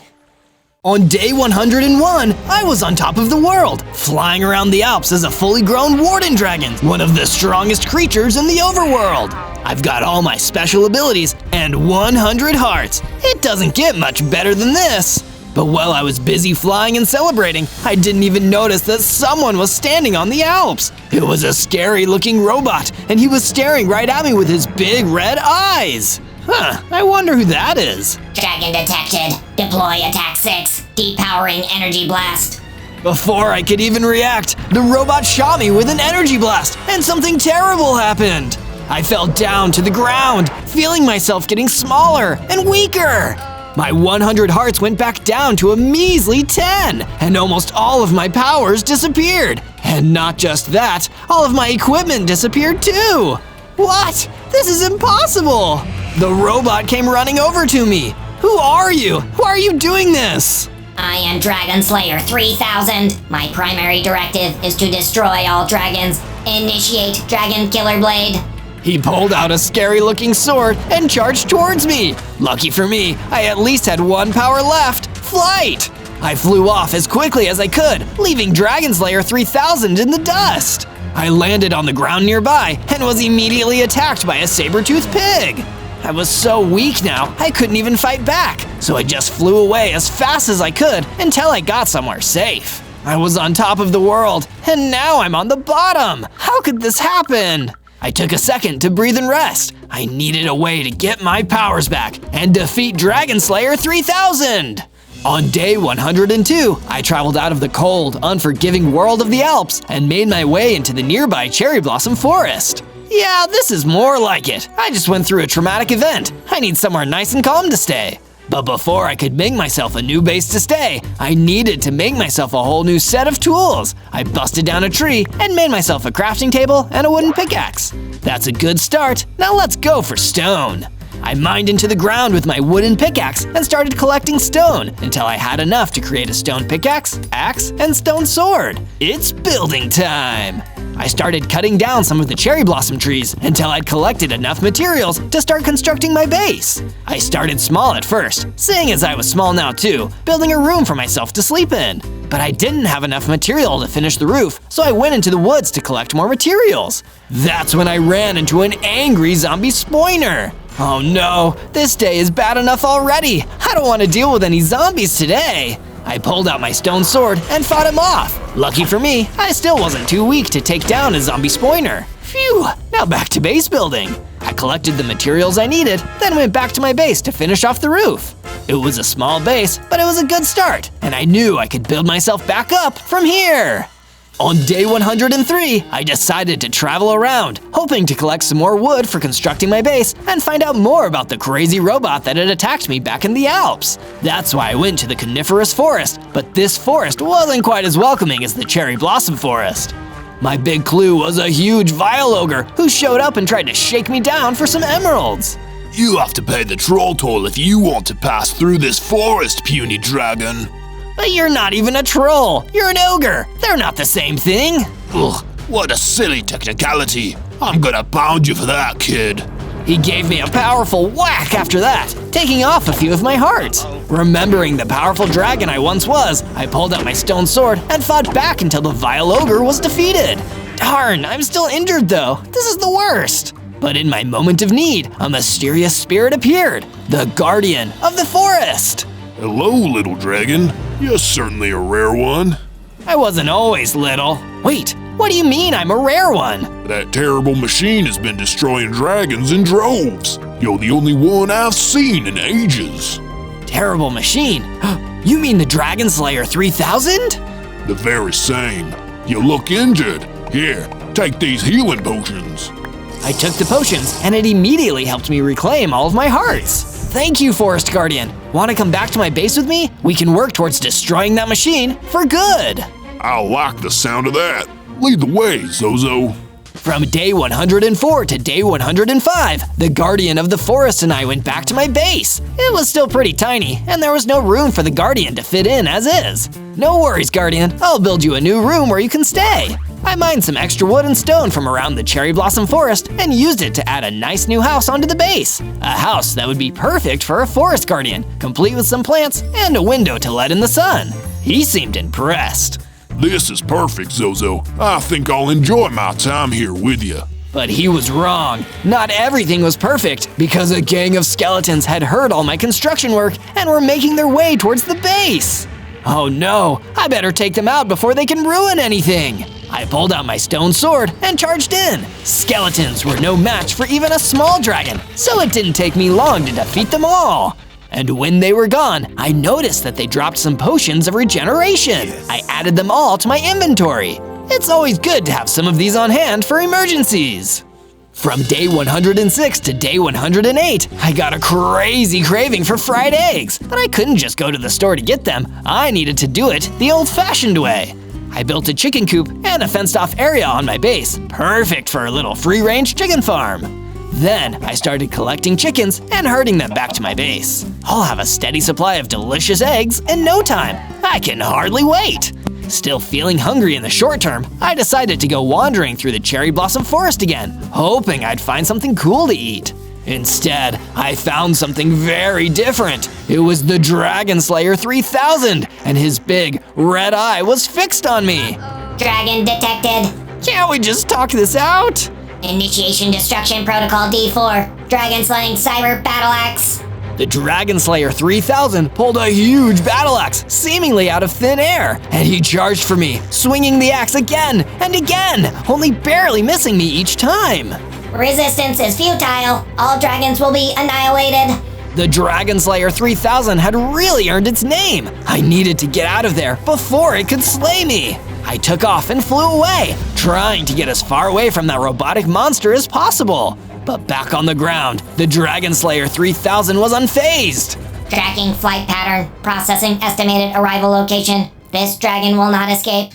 From day 109 to day 110, I returned back to my base, still feeling terrified after my close encounter with Dragon Slayer 3000. He'd taken my powers, he'd taken my size and my progress, and he'd almost taken my life. I'm so scared that the next time I run into that evil robot, he'll destroy me for good. Just as I was slipping into anxiety and panic, the Guardian of the Forest came into my room with some encouraging words. Zozo, I sense you've been feeling down. I understand. The odds are against you, and you've lost a great deal. You may think you're weak, but strength is not about how hard you can strike. It's about how hard you can be struck and keep on fighting. Go outside, and you'll see a statue I've been working on just for you. That's so kind, Forest Guardian. I'll head out there and take a look now. So I did. I went outside and saw the statue that the Forest Guardian had been working on, and it looked amazing. This is so cool. I can't wait to see what it'll be when it's done. What do you think it'll be when it's done? Just as I was admiring his hard work on the statue, the Forest Guardian came over with some more good news. That ain't the only thing I've made for you. Go back to the base, and you'll see another upgrade I've been working on. I think it'll come in handy with keeping an eye out for that terrible machine. I went back to the base and saw that the Forest Guardian had transformed one of the cherry blossom trees into an awesome watchtower. It would be a perfect way to keep an eye on the forest around us and know if the Dragon Slayer 3000 was on his way. I'm starting to feel more powerful again already. I can do this thing! From day 111 to day 112, feeling more confident than before, I went back out into the cherry blossom forest to understand my surroundings better. This time, if I ran into the robot, I wouldn't run away like a scared little coward. I'd stand up for myself and fight like a real dragon. But lucky for me, I didn't run into the Dragon Slayer 3000 at all. Instead, I found my way to a cozy little cabin where a friendly old witch was waiting. Hello there, dearie. You look a little tired from all your wandering. How about you rest here and talk with me for a little bit? I'd love that, thank you. I'm Zozo. So what are you doing out here, sweetheart? You are walking with a real sense of purpose. As a matter of fact, I do have a purpose. I'm trying to get my dragon strength back so I can defeat the Dragon Slayer 3000. Oh dear. What's wrong? It's just that if you're planning on going up against that metal monstrosity, I recommend you be extremely careful. You have no idea the terrible things it's capable of. There used to be many dragons around here, and not just little baby ones like you. Adult dragons at their full power. And within 100 days, the Dragon Slayer 3000 wiped them all out, one by one. You'll need to be exceptionally powerful if you want to defeat it. Well, that sure fills me with confidence. From day 113 to day 115, I returned to the coniferous forest, wondering if there was anything valuable I'd missed during my first trip there. You can only imagine my surprise when another big, mean Vile Ogre jumped out of the woods, right in front of me. Wait, how can you be here? Didn't I defeat you before? Oh, that was my brother. He was out here, minding his own business, and you started to fight with him. He was literally trying to shake me down for money in a forest he didn't own. He even hit me first. That doesn't sound like him at all. For defaming my brother's memory, you're going down, you teeny tiny little dragon. The Vile Ogre attacked me! He fought just like his brother, but this time I was prepared. Before he could take too much health from me, I defeated him with my stone sword and leveled up. I got bigger, and my total hearts rose up to 20, and I gained back one of my most important abilities, fire breathing. I'm getting my dragon mojo back, baby! From day 116 to day 119, seeing as I'd upgraded my size and strength, I figured it was time to level up my weapons and equipment too. That's why I found my way to an underground cavern that was perfect for mining myself some extra materials, specifically some iron ore. Once I'd gathered up enough, I started building an underground furnace so I could smelt the ore into ingots and start creating all my new gear.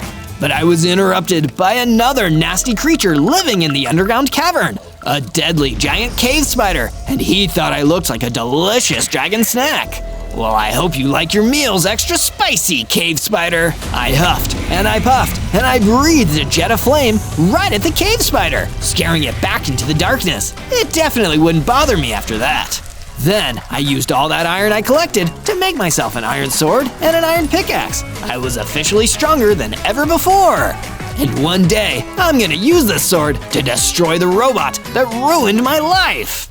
From day 120 to day 122, I spent one day just resting at the base, having no idea that the day after would bring me my toughest battle yet. That day started with the Guardian of the Forest waking me up in a blind panic and telling me the last thing I wanted to hear at that moment.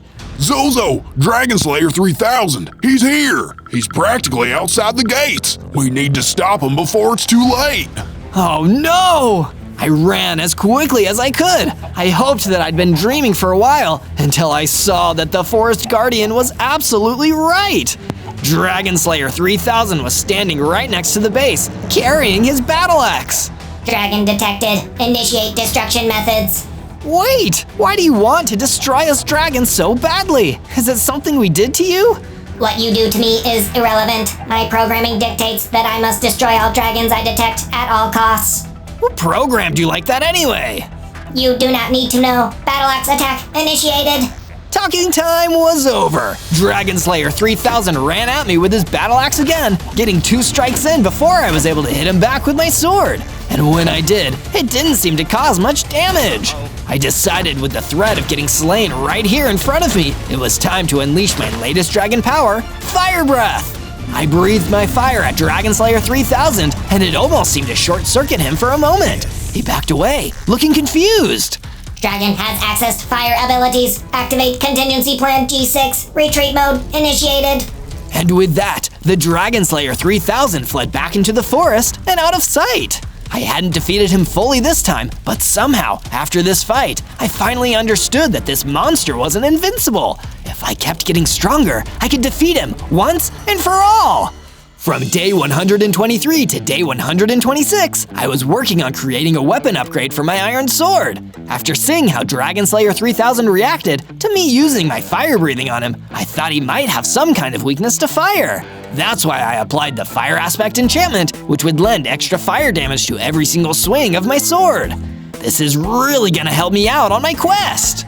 And if you'd also like to help me out on my quest, search ZOZO in the search bar to find and watch more adventures with me, Zozo. We're gonna have an awesome time! From day 127 to day 131, the Guardian of the Forest came over to share some less stressful news with me than the last time. Zozo, I've done more work on the statue. Come check it out. Of course, I'll be right over. I met with the Guardian outside and saw all of the amazing work he'd been doing on the statue. It looked so cool. The Guardian certainly had a real talent for building statues.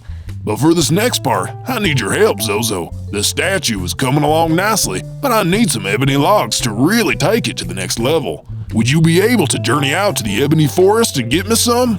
I'll be there and back before you know it. That was a bit of an exaggeration, but I did travel out to the ebony forest as quickly as I could gather up the material I needed for the Forest Guardian statue. On the way there, I ran into an Enderman who really didn't like intruders entering his forest, even if they were just dropping in to grab some equipment. You better not tell me I need to pay the Enderman toll. Thankfully, some fire breath was enough to scare the Enderman away. And I was able to gather up plenty of the material the Guardian of the Forest needed to keep building and improving the statue. From day 132 to day 135, I started making my way back to the Ebony Forest, eager to give all the materials I'd gathered over to the Forest Guardian.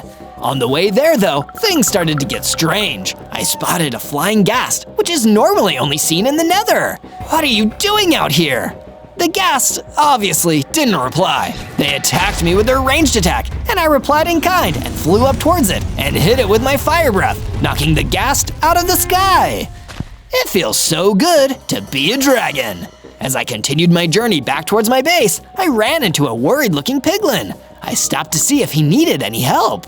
Hey, little piglin, don't be afraid. You look like you need a hand. Anything I can help with? Oh yes, thank goodness. You've really saved my bacon here. My piglet friend was kidnapped by an evoker, and his zombie minions and dragged out to the Mojave Desert. I'd go on my own, but I worry I'm not strong enough. And then we both be captured. Don't worry, Piglin. I'll get right on it. And with my new quest, I set off. From day 136 to day 139, I traveled until I reached the Mojave Desert. It was exhaustingly hot and dry out there, but it didn't take me long to discover a mini-base set up deep in the scorching heat of the Mojave. It was a fenced-off area surrounded by patrolling hordes of zombies. Inside the camp, a piglin was locked in a cage, and the evoker stood there, talking to him. We'll see how much your friend cares about you, little piglin. Maybe if he comes and gives me the money we agreed to, I'll let you both go. Or maybe I'll just kidnap you both. Please, you can't do that. You're in my clutches, piglin. You can't tell me what I can and can't do. I'm holding all the cards here. Watching this happen, I knew I needed to get in there and stop this. I'd free the piglin and defeat that evil evoker, and my dragon powers would help me do it. From day 140 to day 143, I launched my plan to defeat the evoker and save the piglin. Rather than fighting all the zombies gathered outside, I flew and lowered myself down into the camp from above. The evoker didn't seem happy about that. How dare you invade my camp, you lousy dragon! Zombies, eat them alive! Zombies inside the camp rushed towards me. I pulled out my iron sword to fight them off, but there seemed to be no end to the zombie horde. This sword isn't powerful enough to take them all, even with the fire aspect. But in the nick of time, I got lucky. I saw a Kyther lying on the ground, exactly what I needed. Don't mind if I do. I grabbed the Kyther, going crazy and taking out every zombie I could. Soon enough, there were no zombies left. It was just me, the evoker, and the trapped piglin. The evoker backed away, feeling a little nervous. No hard feelings about me telling the zombies to eat you alive, right? That was just a prank, bro. Instead of answering his question, I blasted him with a jet of flame. After that, I freed the piglin. Thank you so much, kind stranger. How can I ever repay you? Go back to your friend in the ebony forest. He's been worried about you. That's the only repayment I need. From day 144 to day 149, I returned back to my base and gave the guardian of the forest all the materials I'd collected for him in the ebony forest. Thank you for these, Zozo. It took you a while to get them. Was everything okay? Oh yeah, it was fine. Just got a little sidetracked. I'm gonna get working on some base improvements while you work on the statue. Sounds good to me, Zozo. I decided to work on a security perimeter wall around the base while the guardian of the forest was statue building. I built the wall nice and tall just to make sure it kept out potential invaders. Once I finished the construction and stood back to take in the side of my big, powerful wall, the guardian of the forest approached me again with the good news. Come take a look at the statue, Zozo. It's almost done. So I did exactly what he said. I went to take a look at the statue and was amazed at what I saw. The forest guardian was clearly a statue building whiz. Can you tell what it is yet? Let me know down in the comments. From day 150 to day 153, I woke up to some more bad news. The Dragon Slayer 3000 was once again waiting right outside my base, and the guardian of the forest was following along. Oh no, he's kidnapped my friend! But I couldn't just chase after them, because at the exact same time, a group of husks that the evil machine must have led here were attacking my base. My anger at that monstrous robot kidnapping my friend let me fight even harder. And during my battle with the gang of husks, I got enough XP to level up and become even stronger. I got bigger. My total hearts increased up to 50. I used my newfound strength to take out the last of the husks. My base was safe, but the guardian of the forest was still gone, and I needed to save him. From day 154 to day 157, I checked around my base to make sure there weren't any holes in the walls besides the entryways. You have to keep a keen eye to make sure your walls are as sturdy as they can be. After my base was secured, I went to go meet my other ally in the Cherry Blossom Forest, the witch in her cozy cabin, to get her advice on what to do next. I sat across from her and told her about the situation. Since you first came to me, Zozo, I've been doing some research, and I think I might have information that could help you. A few hundred years ago, there were some extremely dangerous dragons on the prowl. Some scientist working in the lush tundra created robots like the Dragon Slayer 3000. But even once those few dangerous dragons were destroyed, the machines endured. I've just never seen one this advanced before. Still, if you want to save the guardian of the forest, checking the lush tundra may be your best option. Just be careful out there. From day 158 to day 162, knowing that my best friend was trapped in the territory of my most dangerous enemy, I needed to get better weaponry. That's why I once again returned to the underground cavern where I did my previous mining. And as usual, I had another guest while I was down there.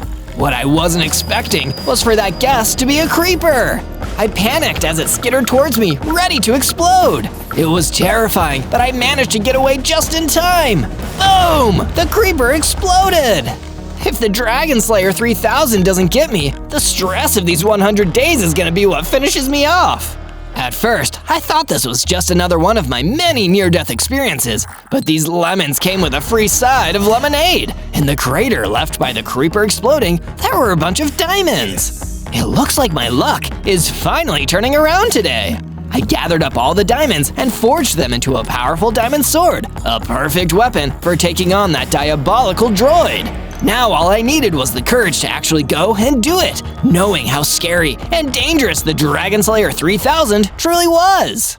From day 163 to day 166, I returned back to my base with my new diamond sword, feeling frightened and worried about what I needed to do, even though my friend's life was at stake. To make myself feel a little better, I gave my diamond sword the fire aspect enchantment, just like with my old iron sword. That would make it a more effective weapon against Dragon Slayer 3000, but I was still afraid. I stood and looked at the statue that the Guardian of the Forest had created for me. It wasn't done yet, and if I didn't save the Forest Guardian, it would never be finished. It would be an eternal reminder that I'd let my friend down. I won't let you down, Forest Guardian. I'm gonna come and save you from that evil machine, no matter the risk. I'm going to the lush tundra, and I'm gonna help you. And if you want to help me, you can subscribe to Zozo and turn on notifications so you never miss another one of my exciting Minecraft adventures. From day 167 to day 170, I put my money where my mouth was and traveled all the way to the lush tundra. I searched around until I discovered what looked like an abandoned factory. This must be where Dragon Slayer 3000 was created. He probably turned it into his base when all the scientists left. If the Forest Guardian is gonna be anywhere, it's here. I ran into the building and immediately found that more hordes of husks had made their home here, just like the ones that he'd led to attack my base. I must have been getting closer. Come at me, husks. You don't stand a chance. The husks did come at me in whole swarms. With my diamond sword, I was able to cut down a lot of them, and I defeated even more with my fiery breath. There was no way I was letting any of those low-level mobs stop me from saving my friend. It wasn't long before I was standing in an empty room, having defeated all of the husks. I kept searching the building, trying to find where they might be keeping my friend. Forest Guardian, it's me, Zozo. I've come here to help you. That's when I heard a voice at the other end of a deep, dark hallway that went into the ground. Zozo! Oh, thank goodness! I'm down here! Please, come save me! I ran down the long hall and saw the room where the Guardian of the Forest was trapped. I didn't waste any time and busted down the bars that were holding him. I'm so glad you're safe, Forest Guardian. I don't even know why he kidnapped you. You're not even a dragon. He's an incredibly intelligent machine, Zozo. I think he kidnapped me just because he knew that you'd come and save me. Let's go back to the base before he realizes you're in here. No, Forest Guardian, I'm sorry. I want you to go back to the base, but I'm through with running. Keep the base safe for me. I'll come back once I've defeated this robot, once and for all. Just be careful, Zozo. I have a feeling he's got at least one more trick up his silver sleeve. With that, the Guardian of the Forest turned and left, and I started going deeper into the Dragon Slayer's base. From day 171 to day 174, I went deeper into the abandoned factory. While in there, I found a dusty old chest locked away in a corner.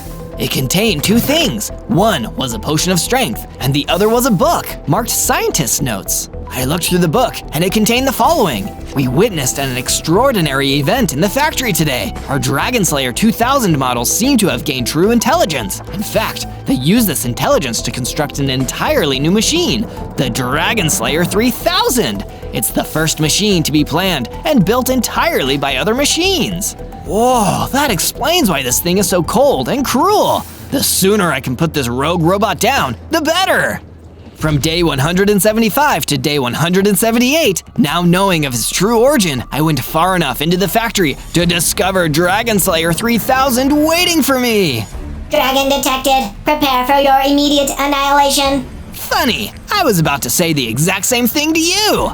I didn't want to waste any more time talking to this evil machine. Instead, I ran in and pulled out my diamond sword.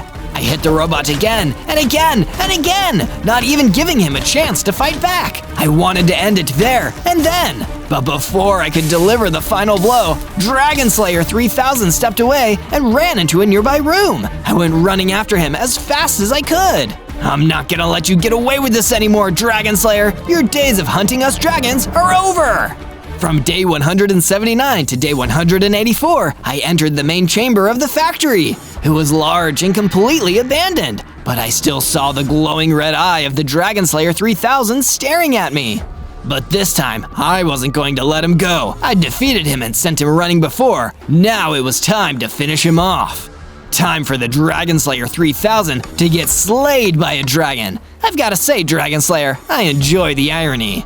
I wasn't programmed to have any sense of irony. It is of no use to me. The point is, I'm going to destroy you for everything you've done to me and dragons like me. There's no place in the world for a machine like you. Then I will have to upgrade. Activate contingency plan Z13. Metamorphosis protocol. What? Dragon Slayer 3000 began to transform, getting bigger, scarier, and way more advanced. I'd never seen anything like it. All my confidence in the fight completely drained away in that moment. Upgrade complete. I am now Dragon Slayer 4000, the ultimate stage of my technological evolution. My capabilities have increased, and I can now destroy even the strongest dragons. You cannot harm me, Zozo. Oh no, I think I may have overestimated my ability here. Destruction blast. The new Dragon Slayer 4000 blasted an even more powerful energy weapon. I was able to dodge it in the nick of time and ran out of there as fast as I could. I need to figure something out fast or I'm doomed. From day 185 to day 189, I returned to my base in a blind panic. I immediately went up to the Guardian of the Forest.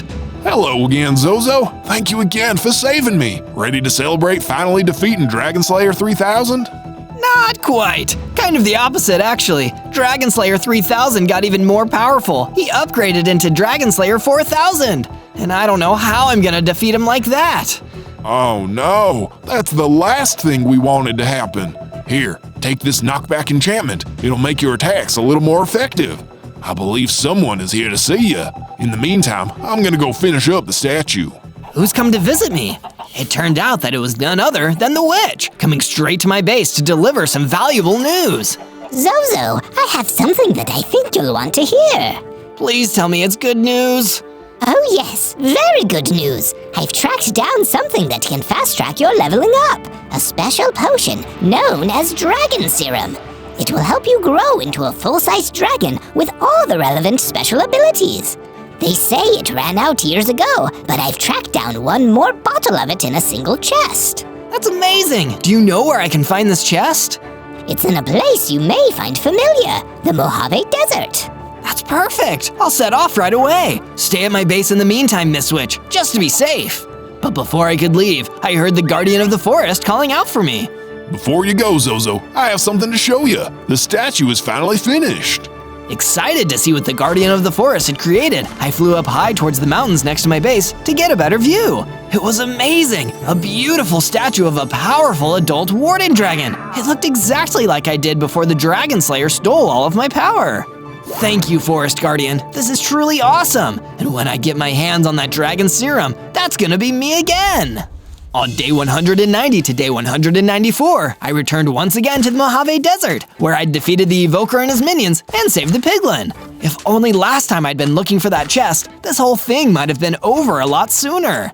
I searched all across the desert, feeling the intense heat on my dragon scales. Whoever had hidden that serum up here must have really wanted to keep it hidden.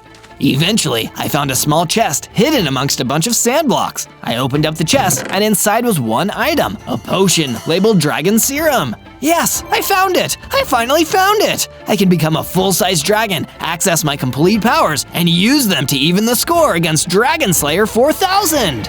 With the Dragon Serum saved in my inventory, I turned and made my way back to my base. From day 195 to day 197, I worked on my final few upgrades, knowing that the battle that would decide the fate of all the dragons in the overworld would soon come to pass. And if I didn't win, Dragon Slayer 4000 might not just wipe out me, he might have wiped out my entire species. I better go in strong then. I gave my sword the Sweeping Edge enchantment to increase its power, and also crafted a full set of iron armor. This would give me a better chance in the final fight. But what if the Dragon Slayer 4000 defeats me, then immediately comes back here to attack my friends? I can't let that happen, or at the very least, I can't make it easy for him. I decided that I wasn't going to, so I built the wall around my base thicker, knowing that I'd buy the Guardian of the Forest and the Witch some time to escape if that evil robot did come looking for them. It's all or nothing now! On day 198, I prepared to leave my base and go to the lush tundra so I could take on and decommission this rogue robot once and for all. But what do you want to see next from Zozo? Search ZOZO on the search bar and leave a comment on one of our videos telling us what you'd like to see next. I always love reading through them. Oh, and wish me luck on my battle with Dragon Slayer 4000. I'm gonna need it! Time to settle that age-old debate of robot versus dragon! On day 199, I returned to the abandoned factory in the lush tundra. When I entered the main chamber of the building yet again, the Dragon Slayer 4000 was waiting for me. Dragon detected. Yeah, you detected me. Well done. I'm about to get a whole lot easier to detect in a second. Attempts to intimidate me are futile, Zozo. I will be the agent of your destruction. Activate Battle Axe. Turn shields to 100%. Prepare to be destroyed. Time for you to take your own advice, you evil bucket of bolts! Before Dragon Slayer 4000 even had a chance to attack me, I drank the Dragon Serum. In an instant, everything changed. I became a huge, powerful Warden Dragon adult with the 100 hearts I had 100 days ago. But that wasn't all. I had a new power now, the Fireball attack. Dragon detected. Dragon detected. This does not compute. Compute this! Summoning up every last ounce of my strength, I fired a fire blast directly at the Dragon Slayer 4000! No! The blast was so powerful, he was destroyed instantly! I'd reclaimed my former glory, and the dragon-hating machine was finally gone for good! On day 200, with the evil of the Dragon Slayer 4000 finally defeated, and all my fallen dragon friends avenged, I returned back to my base. There, the Guardian of the Forest and the Witch were already waiting to congratulate me. For the first time in over 100 days, I felt like my old dragon self again, and I could finally relax. Don't you just love a happy ending? On day 1, I spawned into a small village next to the bayou as myself. I'm just a little baby Zozo. Wait, this doesn't make any sense. Something has got to be going on here. I turned and looked at the village around me, trying to spot if anything was out of the ordinary. Nope, there was just a handful of villagers walking around, minding their own business. It's quiet. Too quiet. I don't trust this one bit. And my suspicions were confirmed when I saw a strange shape wandering into the village. It was a Warden Enderman. I'd never seen one before, so I decided to go and talk to him. Hey, Mr. Warden Enderman, I'm Zozo. Are you okay? You're not looking too good. Sick. I feel sick. Help me! I'm not sure I'm the right person for that. Maybe you should see a doctor or something? Help me! The Warden Enderman stepped forward and touched one of the villagers. Poof! He was immediately transformed into a vicious warden!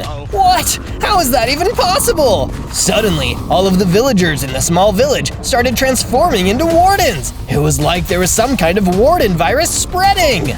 I need to get out of here! I ran out of the village as fast as I could before any of the wardens had a chance to sonic boom me. Whatever was going on, I needed to stop it, quickly. On day 2, I carried on running out of the village until I was deep in the bayou. It's like I'm trapped in some kind of horror movie. And with only 5 hearts, too. At least I'm safe out here. I can't see any wardens anywhere. But I spoke too soon. It seemed that as soon as I said something out loud, wardens started to surround me. Oh no, it looks like every mob is a warden here. With 5 hearts and no weapons, I knew that I didn't stand a chance against these monsters. I needed to get out of there, so I ran further into the bayou as fast as I could until I couldn't see the wardens behind me. Oh gosh, they could be anywhere. This is so spooky. Another figure came towards me out of the dark. For a second, I panicked until I saw with relief that it was a Crimson Wizard, not a warden. Are you infected? What? We haven't much time. Did Patient Zero touch you? Are you infected, boy? Patient Zero? Is that the long, lanky guy who can turn people into wardens by touching them? Yes, that's him. Good. You're not infected then, but you won't be safe here for long. Follow me if you want to stay human. That was an offer I couldn't turn down. I followed the Crimson Wizard deeper into the bayou, hopefully away from all the wardens chasing us. On day 3, the Crimson Wizard led me to a hideout in the bayou where he said a friend of his was living. This is the Wood Villager's domain. He's a good man and a valuable ally in these times, but he's not very trusting. When we arrived, we stopped outside the hideout, and the Wood Villager came out to meet us. Crimson, this new guy, is he infected? Because if he's infected, I don't want him or you anywhere near this place. Don't worry, Wood. He's clean. If he'd had any contact with Patient Zero, he would have been turned already. Good. All healthy. Let's keep it that way. What's your name, kid? I'm Zozo. Could you please explain to me what's going on here? Simple. The event I've been predicting for years. The Warden apocalypse. If we don't stay safe, everyone in the world could be turned into wardens, and those left will be destroyed by them. But why? What's causing this? We're not quite sure. We know it's infectious, and we know the Warden Enderman we call Patient Zero is part of it, but otherwise, we haven't a clue. But if we could find out what's causing the Warden apocalypse, we might be able to stop it. Then I guess that's exactly what we've got to do. Come with me, Crimson Wizard. Together, we're gonna figure out the secrets of the Warden apocalypse and stop it all together. But first, let's get out of this bayou. It's giving me the creeps. We had our mission. The Crimson Wizard followed me out of the bayou. Together, we needed to solve the mystery and save the world. From day 4 to day 5, the Crimson Wizard and I headed out to the Borealis Grove, which seemed like a nicer place with fewer wardens, where we could build a really cool base. But before we can build an awesome warden defense base, we need some tools. I punched down some trees and turned the wood blocks into wood planks so I could make a crafting table. I then used my crafting table and my spare wood to build my first wooden pickaxe. And we all know there's only one thing that a wooden pickaxe is good for: building a stone pickaxe. I mined some stone and crafted a full set of stone tools and even a stone sword. That's when the Crimson Wizard approached me. Here, Zozo, take some of these strings. You should really use these and some sticks to build a bow. You don't know how infectious the Warden virus is, so you should only take wardens on at long range. Great advice, Crimson Wizard. Thank you. I crafted myself a handy bow and then started to work on my base. It was basic at first, just a room for me and a room for the Crimson Wizard. But I also decided to build a furnace next to the base to make some smelting easier later. Once it was done, me and the Crimson Wizard admired all my hard work. It's a good start, Zozo. We just need to keep developing it from here. But the day wasn't all building and fun. Before the sun went down, a couple of wardens came towards the base out of the nearby trees. Lucky I've got my trusty bow. Take that! I used my bow to take out the 2 wardens without the risk of infection. What a relief! And defeating them gave me the XP to level up, getting bigger, stronger, and now having 10 hearts. My chances of survival just went up. From day 6 to day 8, with a basic base built and a basic set of weapons and tools crafted, I decided to venture out into another biome, the Black Forest, to look for clues behind what was causing the Warden apocalypse. Jeez, this forest is creepy enough without having to worry about the Warden virus. That's when I saw a forest guardian being hassled by a pair of wardens. They looked like they might be about to hit him with their sonic boom power, and I definitely couldn't let that happen. Get away from him, wardens! I pulled out my bow and shot at the wardens until they were defeated. Then I went in to check if the Forest Guardian was okay. Are you okay, Forest Guardian? Yes, I am, thanks to you. It was horrible. Those creatures were my friends once, before they turned into wardens. Something nightmarish is happening in the overworld. The Warden Apocalypse! I'm trying to stop it. Is there anything you could tell me that might help me get to the bottom of this? Yes, perhaps. But there's an even worse infection further into my beloved forest. Come help me with that, then I'll tell you everything I know. From day 9 to day 10, the Forest Guardian and I went deeper into the Black Forest until we found a grove positively full of deadly wardens. Wow, this is a real infestation! I better take them out quick before it gets even worse. But of course, taking out the wardens was a lot easier said than done, especially because there were just so many of them. The second I fired an arrow at one of them, all the others were immediately alerted. They turned and started coming towards me. One of them even fired a sonic boom, staggering me and knocking off a few of my hearts. It was clear I wasn't strong or skilled enough to fight them yet, and I definitely didn't want them to touch me, so I really needed to get out of there. I ran off, leaving the wardens behind.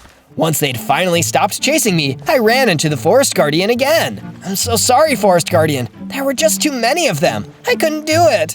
It's okay, Zozo. You tried your best. I'm just glad you weren't infected. I promise, we'll come back and solve this. We'll solve everything. Want to come back with me to my base in the meantime? There's safety in numbers. Good idea, Zozo. Lead the way. From day 11 to day 12, I brought the Forest Guardian back to my base and built a new room for him. I filled it with plenty of plants just to make sure he wasn't homesick. Thank you, Zozo. This is an excellent room, and including the plants was very thoughtful. No problem, Forest Guardian. Now, could you tell me everything you know about the Warden Apocalypse? It might hold the key to stopping this whole thing. Well, I don't know much, but one day this strange, tall creature came wandering through the forest in the middle of the night. I'd never seen anything like it. But I know the day after it happened, that's when so many of the forest dwellers started turning into wardens. This sounds just like Patient Zero, so he really is behind all of this. Knowing what I did now, I continued working to improve my base and my tools. I mined in the Borealis Grove until I found a vein of iron ore. I took it back to my base and used my furnace and crafting table to smelt and craft it into a full set of iron tools. Now I need to make sure my other supplies are sustainable. I created a paddock on the grounds of my base and herded some sheep into it. After all, you can never be too careful during the Warden Apocalypse.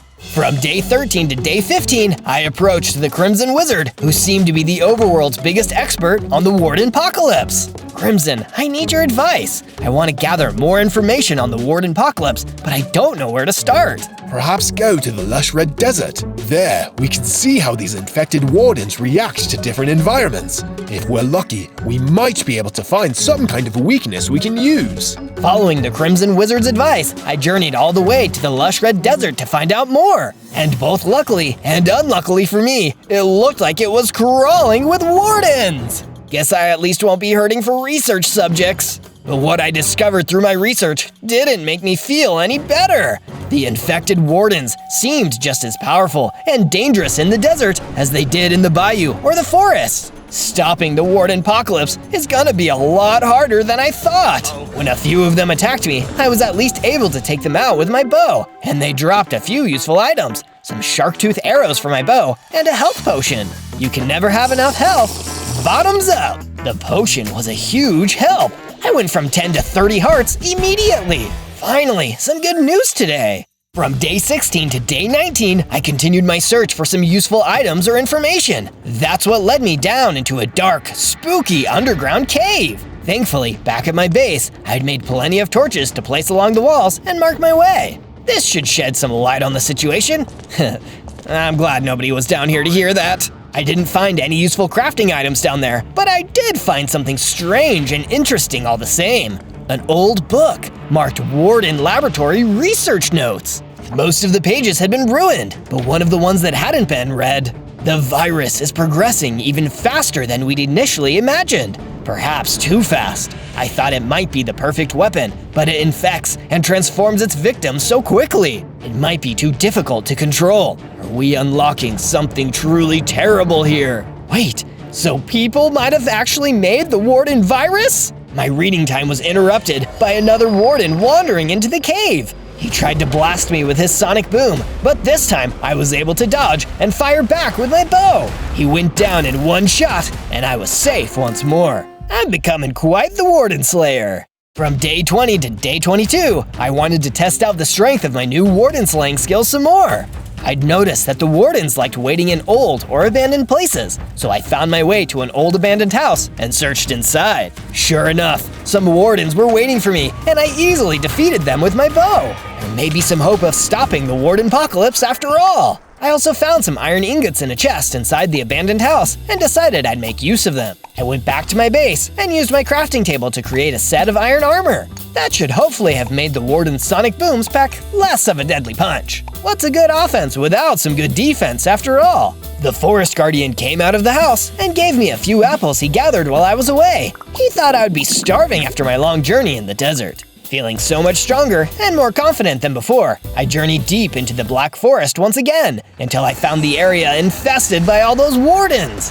This time, I'm not running away! Using my superb bow skills, I took out every single one of the wardens and cleared the forest! The forest guardian is gonna be so happy when I tell him! I was journeying back to my base through the Borealis Grove when I heard a familiar, creepy voice and saw a familiar, tall, dark shape. It was Patient Zero! Please, help me. The experiments, my creation. I was curious about what he said about the so-called experiments, but I was also scared out of my mind. I ran away as fast as I could, and I just hoped Patient Zero wouldn't be following me. From day 23 to day 26, I returned to my base, still feeling a little worried that Patient Zero might be on my tail. I waited outside the base for a few hours with my bow at the ready. I was just lucky that he never showed up. That's one problem I wouldn't have to deal with until later.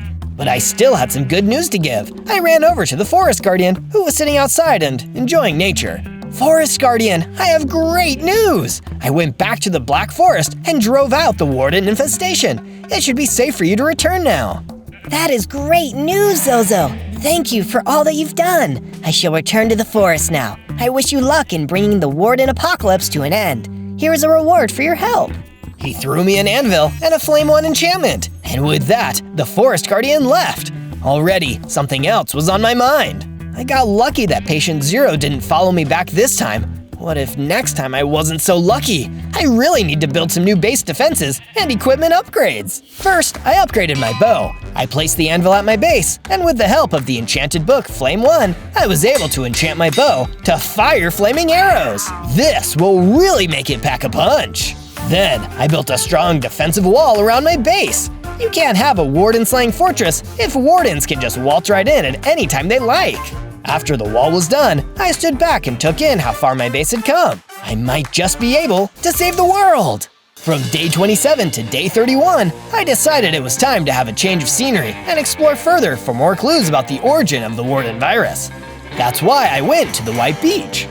I think I'm onto something, and all this talk of secret labs and experiments, but I'm still missing important information. My thoughts were interrupted when I ran into a small gang of villagers on the run through the beach. They looked worried and frightened. Hey, are you guys okay? Far from it. An army of wardens attacked our village. Almost everyone was wiped out or changed. And now we have nowhere to live. You're in luck. Well, aside from the whole village destruction thing, of course. You can head back to my base in the Borealis Grove. I'll keep you safe there while I figure out how to stop the Warden apocalypse.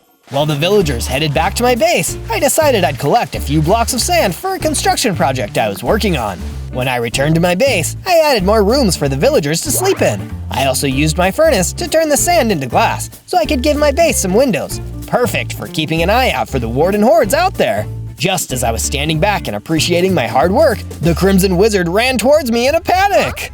Zozo, there's trouble going down in the bayou. Big trouble. I need your help. From day 32 to day 35, the Crimson Wizard and I ran back to the Wood Villagers' hideout in the bayou. Crimson was right about him being in trouble, because by the time we had made it to the hideout, it was already overrun with wardens. We'll come save you, Woody! No, don't be reckless. It's already too late for me. Get out of here and save yourselves. I didn't want to believe it was true. I pulled out my new fire-enchanted bow and shot flaming arrow after flaming arrow into the wardens until none were left standing. Then I ran in to see how the wood villager was doing. Stop right there. But why? I saved you. No, you don't understand. I'm infected, Zozo. I'm sorry. But like I told you, it's already too late for me. Poof! The wood villager turned into a warden and fired a sonic boom at me. It was hard, but I had no choice. I fired a flaming arrow at the warden that had once been the wood villager, and he was no more. From day 36 to day 39, I needed to get away from the bayou and from the Borealis Grove. I was still so shaken up after what happened to the wood villager. I just couldn't stand it. That's why I went to the tropical rainforest, wandering around and feeling the sunshine and thick tropical air washing all my troubles away. That's when I ran into the illager from the faraway lands, a mysterious stranger walking through the rainforest. Hey, Mr. Illager, I was taking kind of a vacation day out here, but since you're around, would you happen to know anything about the Warden Apocalypse? Oh, I know a lot about the Warden Apocalypse. A lot. But I won't give you that information for free. It comes at a price. Name it. There are some more of those blasted wardens near here. They chased me out of my favorite part of the rainforest. Go destroy them, and we'll talk. Deal!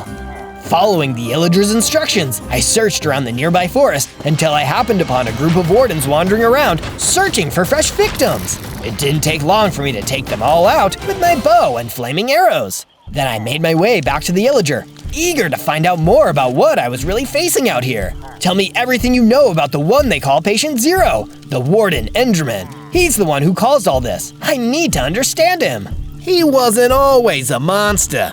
Well, not in the literal sense anyway. He was a scientist once, and quite a brilliant one at that. But as time went on, his experiments got stranger and stranger. And then, when people started refusing to work with him, he started doing experiments on himself. I imagine one day he went too far and became the Patient Zero you know today. So, he was normal once. Interesting.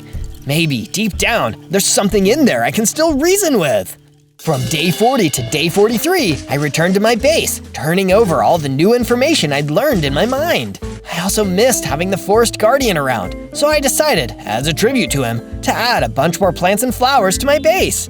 It really brightened the place up and helped to remind me about what I was fighting for. After I'd put in all these new beautiful natural decorations, I was approached by some of the villagers I'd sent back to my base earlier. They needed another favor. Zozo, we've heard from some friends and family members from other villages who have been chased out by the wardens too. They need a place to stay. Can they come join us here? Of course! Tell them to come over. I'll make room for them all. As the new villagers flooded in, I built barracks with bunk beds to hold them all. It made me feel safe to know how many people would be here at the base with us, and the villagers seemed happy with the new arrangement too. We couldn't be more grateful, Zozo. You're genuinely saving lives here. Please, all in a day's work. Though we were wondering if we could ask you for one more favor. We're a little worried about what happened to a village a ways north of here. We have family and friends there. Would you be able to go and check it out? Of course, if it puts your minds at ease and potentially lets me help more people, it's more than worth the trip. But when I made that agreement, I had no idea just how bad things would get. From day 44 to day 49, I followed the instructions given to me by the villagers at my base and traveled all the way to a village on the other side of the Borealis Grove. Hello? Anyone there? Gosh, this place is giving me the creeps. I walked through the village and found that nobody seemed to be there. There were a few little abandoned houses and one bigger house that I assume maybe belonged to the village mayor. But now, there was nobody here.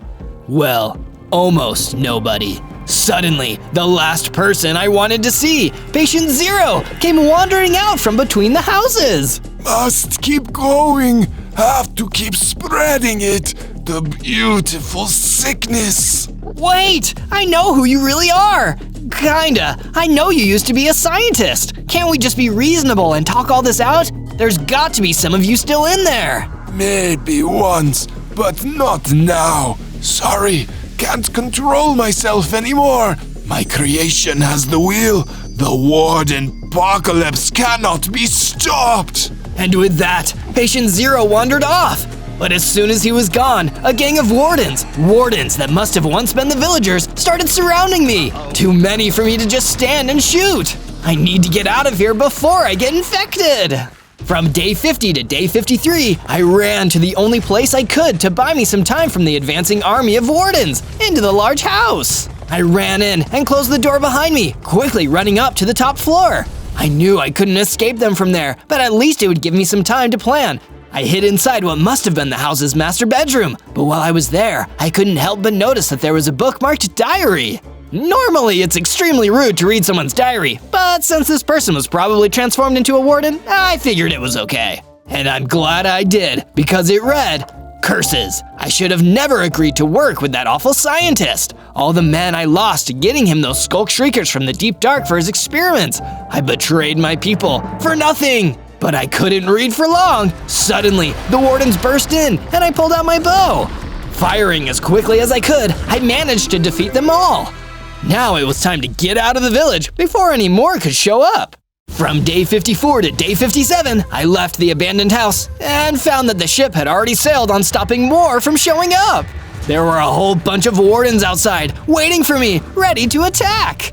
I was just very lucky that I still had plenty of arrows, or my goose would have been cooked. Time to send these wardens back to the deep dark. I fired and fired until there were no wardens left. One of them even dropped something, a dagger.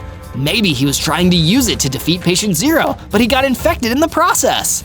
I won't make that same mistake. I grabbed the dagger and ran back to my base as fast as I could. The Crimson Wizard was waiting for me.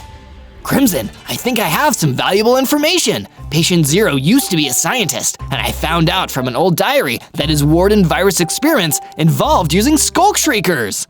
Skulk shriekers, of course! Zozo, this is a game changer. If you can get me some skulk shriekers from the deep dark, I might be able to manufacture a vaccine. Vaccine? What's that? It's a special chemical compound made from a weak or dead version of the virus, which allows the body's immune system, that's the part of your body that fights off diseases, to recognize and better fight it off. If we can create a proper vaccine for the Warden virus using the skulk shriekers, we can make everyone immune. That sounds like an amazing idea, Crimson. We might finally turn the Warden apocalypse around. From day 58 to day 62, I prepared to undertake this new part of the mission, obtaining the skulk shriekers to make the Warden virus vaccine. But first, I needed to upgrade my gear in my base in case of a potential counterattack. First, I expanded my paddock and included even more sheep, just to make sure we had spares if the Warden virus somehow started spreading among sheep too. And if I have trouble getting to sleep at night, I can always come out here and count them. Then, I traveled to a nearby diamond mine that one of the villagers told me about and started mining precious diamonds. Diamonds are a Warden Slayer's best friend. Once I'd obtained them, I returned to my base and forged a full set of diamond armor, along with some cool diamond tools and weapons. I was better defended than ever before. Time to find some skulk shriekers! From day 63 to day 66, I went to the Crimson Wizard in my full diamond armor and asked for some instructions. I recommend you head to the Shattered Glacier, Zozo. It's one of the few places I know of in the overworld that has a safe tunnel leading to the deep dark. That's your best bet at finding skulk shriekers. Following the Crimson Wizard's advice, I journeyed all the way over to the Shattered Glacier. Lucky for me, there didn't seem to be many wardens around, just lots and lots of ice. Yeesh, I should have brought a warmer jacket. It's totally freezing out here. Soon enough, I came upon a fortress guarded by a huge ice vile ogre. He looked tough and dangerous, so I immediately started worrying that he'd want to fight. Who goes there? I'm the guardian of this place. And what exactly is this place? The tunnel to the deep dark. But I'm not letting anyone in. There's been a dangerous Warden infestation in there, and I can't let civilians wander in willy-nilly. But I'm not just any civilian. I'm a professional Warden Slayer, and I'm searching for the skulk shriekers that'll help my friend, the Crimson Wizard, create a vaccine for the Warden virus. You're a Warden Slayer, huh? Prove it. There are some Wardens just west of here. Take care of them, and I'll let you into the deep dark. Deal. From day 67 to day 70, I did what the Ice Vile Ogre Guardian told me to do, and went off in search of the local Warden infestation. These creatures are so hardy, they can seemingly survive in any biome. This is why I really need those skulk shriekers. Eventually, I found a small swarm of wardens. Lucky for me, I was able to get the element of surprise on them. I pulled out my enchanted bow and took them all out, one by one. But with all my confidence, I didn't expect one of them to have snuck up on me from behind. It hit me with a sonic boom, stunning me and then starting to get closer. If it touched me, I might have gotten infected. So I picked myself back up and ran away as fast as I could. When I'd made some decent distance, I turned around and shot it with my bow, finally finishing off this warden infestation. With that taken care of, I returned to the Ice Vial Ogre at the compound. You have proven yourself. I'll let you go down to the deep dark. Just be careful down there. Your luck can change in an instant. He stepped aside, revealing a dark, deep hole into the ground with a ladder. From day 71 to day 74, I climbed down into the deep dark. Just like the name said, it was really deep and really dark, and it took me forever to climb down there. When I reached the bottom, I realized that the Ice Vial Ogre's warning was completely true. There were several wardens at the bottom, waiting for me. I needed to pull out my enchanted bow and shoot at them to scare them away. Maybe the Crimson Wizard should have sent somebody else to do this. After I'd defeated and scared off some of the wardens, I searched deeper into the deep dark. It was certainly spooky down there. Luckily, I eventually found some Skulk Shriekers and used my diamond pickaxe to harvest them. Hopefully this will be enough for the Crimson Wizard to start producing the vaccine. I was heading back to the ladder when suddenly a familiar figure wandered out of the darkness towards me. It was him, Patient Zero! What are you doing here? I'm trying to collect more samples for my research. Are you a thief, little one? In a panic, I pulled out my bow and tried shooting him, but it didn't have any effect. And I didn't want to get any closer in case I got infected. I ran around him as fast as I could and started climbing the ladder back up to the surface. I still wasn't ready to face him just yet. From day 75 to day 78, I returned back to my base, shaken by my encounter with Patient Zero, but still feeling proud of myself for getting the Skulk Shriekers. Of course, I immediately gave them over to the Crimson Wizard. This is amazing, Zozo. Give me a day or so and I'll see what I can whip up. While the Crimson Wizard was working away on the vaccine for the Warden virus, I decided to make some base improvements, like making the wall taller so I could have better defenses against Warden attacks. By the time all my construction projects were done, the Crimson Wizard had something for me.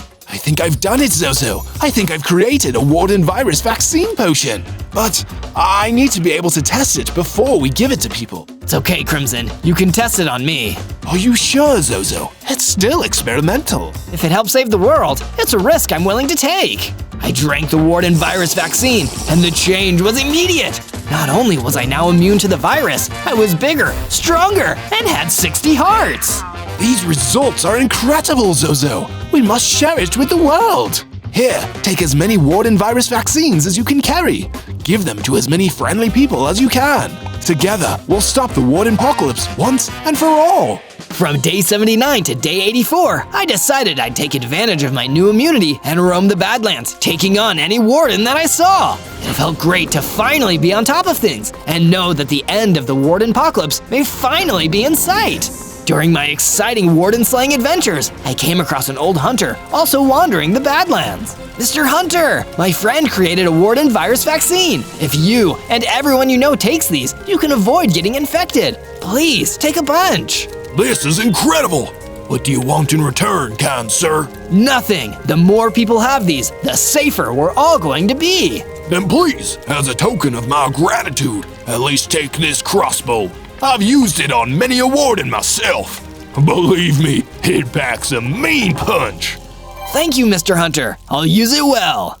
From day 85 to day 89, after giving Warden virus vaccine potions to as many people as I could, I came back to my base to stock up again, only to find that it was being attacked by another gang of infected wardens. This wasn't supposed to happen.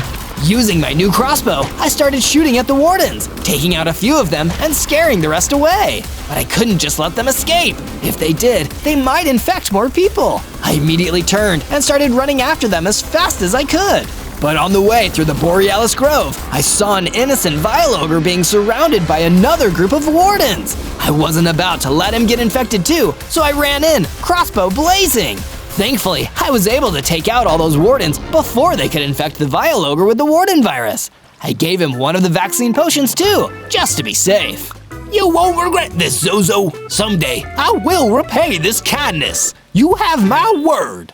From day 90 to day 94, I continued my chase after the Wardens deep into the Borealis forest. Little did I know, these infected Wardens had set up a trap for me. I reached a clearing and used my crossbow to take out a few of the Wardens, only to find that there were way more waiting for me, coming at me from every angle. For a second, I thought I was doomed. Then I remembered the most important thing. I'd taken the vaccine. I was immune. Remembering this, I pulled out my diamond sword and decided to take on the Wardens directly. Let's do this. I'm canceling the Warden apocalypse. From day 95 to day 97, I kept fighting, using my diamond sword to mow through the Warden army like a dad's lawnmower through grass. Soon enough, I defeated every single one of them, and all that was left on the floor was a single book. I picked it up, and just like the damaged book I'd found so long ago, it was titled Warden Laboratory Research Notes. One of these Wardens must have been another scientist at the lab. I leafed through the pages. One part read, "Things are getting out of hand. There have been way too many incidents lately. The lead researcher is getting reckless as his obsession with the Warden virus grows. I fear that if we don't get control of this soon, the Warden virus might leak out into the Zelkova forest and maybe even beyond." The Zelkova forest! That must be where the lab is! I can go down there and finish all of this once and for all!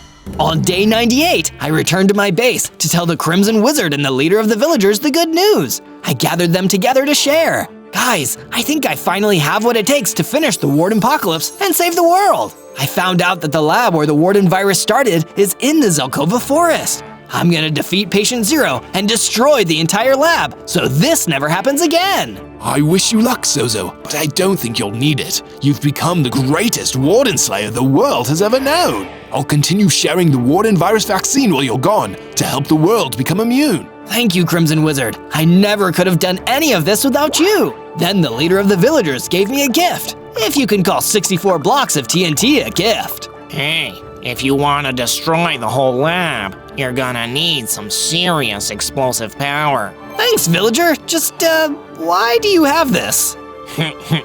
Don't ask questions you don't want to know the answers to, kid.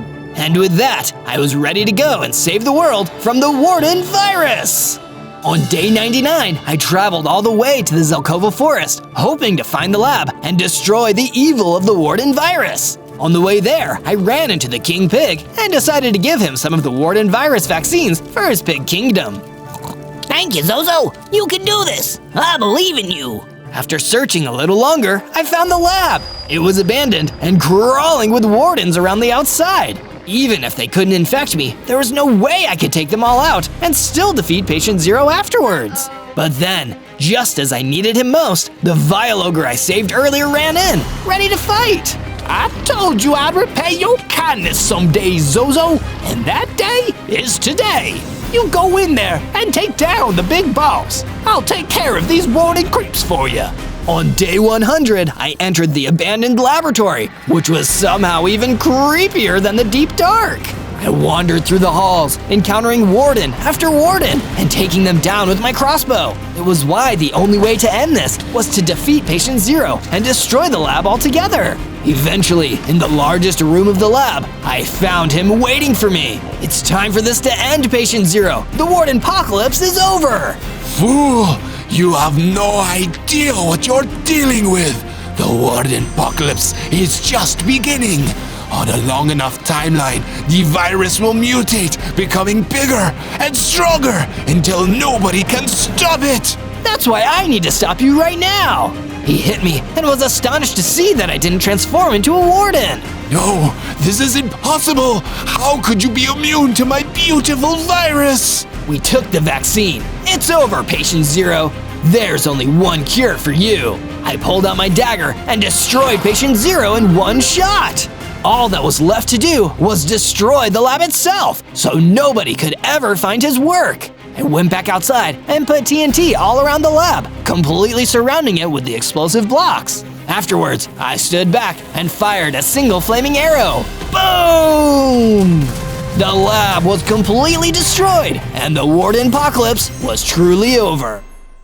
On day 1, I spawned in as a zombie Warden. Whoa! I guess I must be a warden who was revived into a zombie. What are the chances? I only had 6 hearts to start with, probably because I had just been brought back. I'll bet I can become a lot stronger than this. It looks like I already had the physical strength of a zombie and the senses of a warden. I could also perform a wicked sonic boom. Even after becoming a zombie, I've still got it. I realized that I was inside of some musty old tomb. There was a necromancer nearby who seemed to be jumping for joy.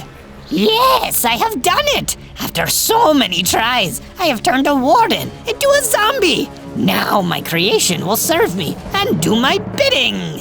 Whoa there, guy. I just got here. Don't I get to choose whether or not I do your bidding? Free will? I guess I need to use a stronger control spell. The necromancer started slinging magic at me. It was probably the control spell he mentioned. I didn't want to be controlled, so I started to run away. I ran off into a hallway of the tomb and found cover against the necromancer's spells. He was not happy about that.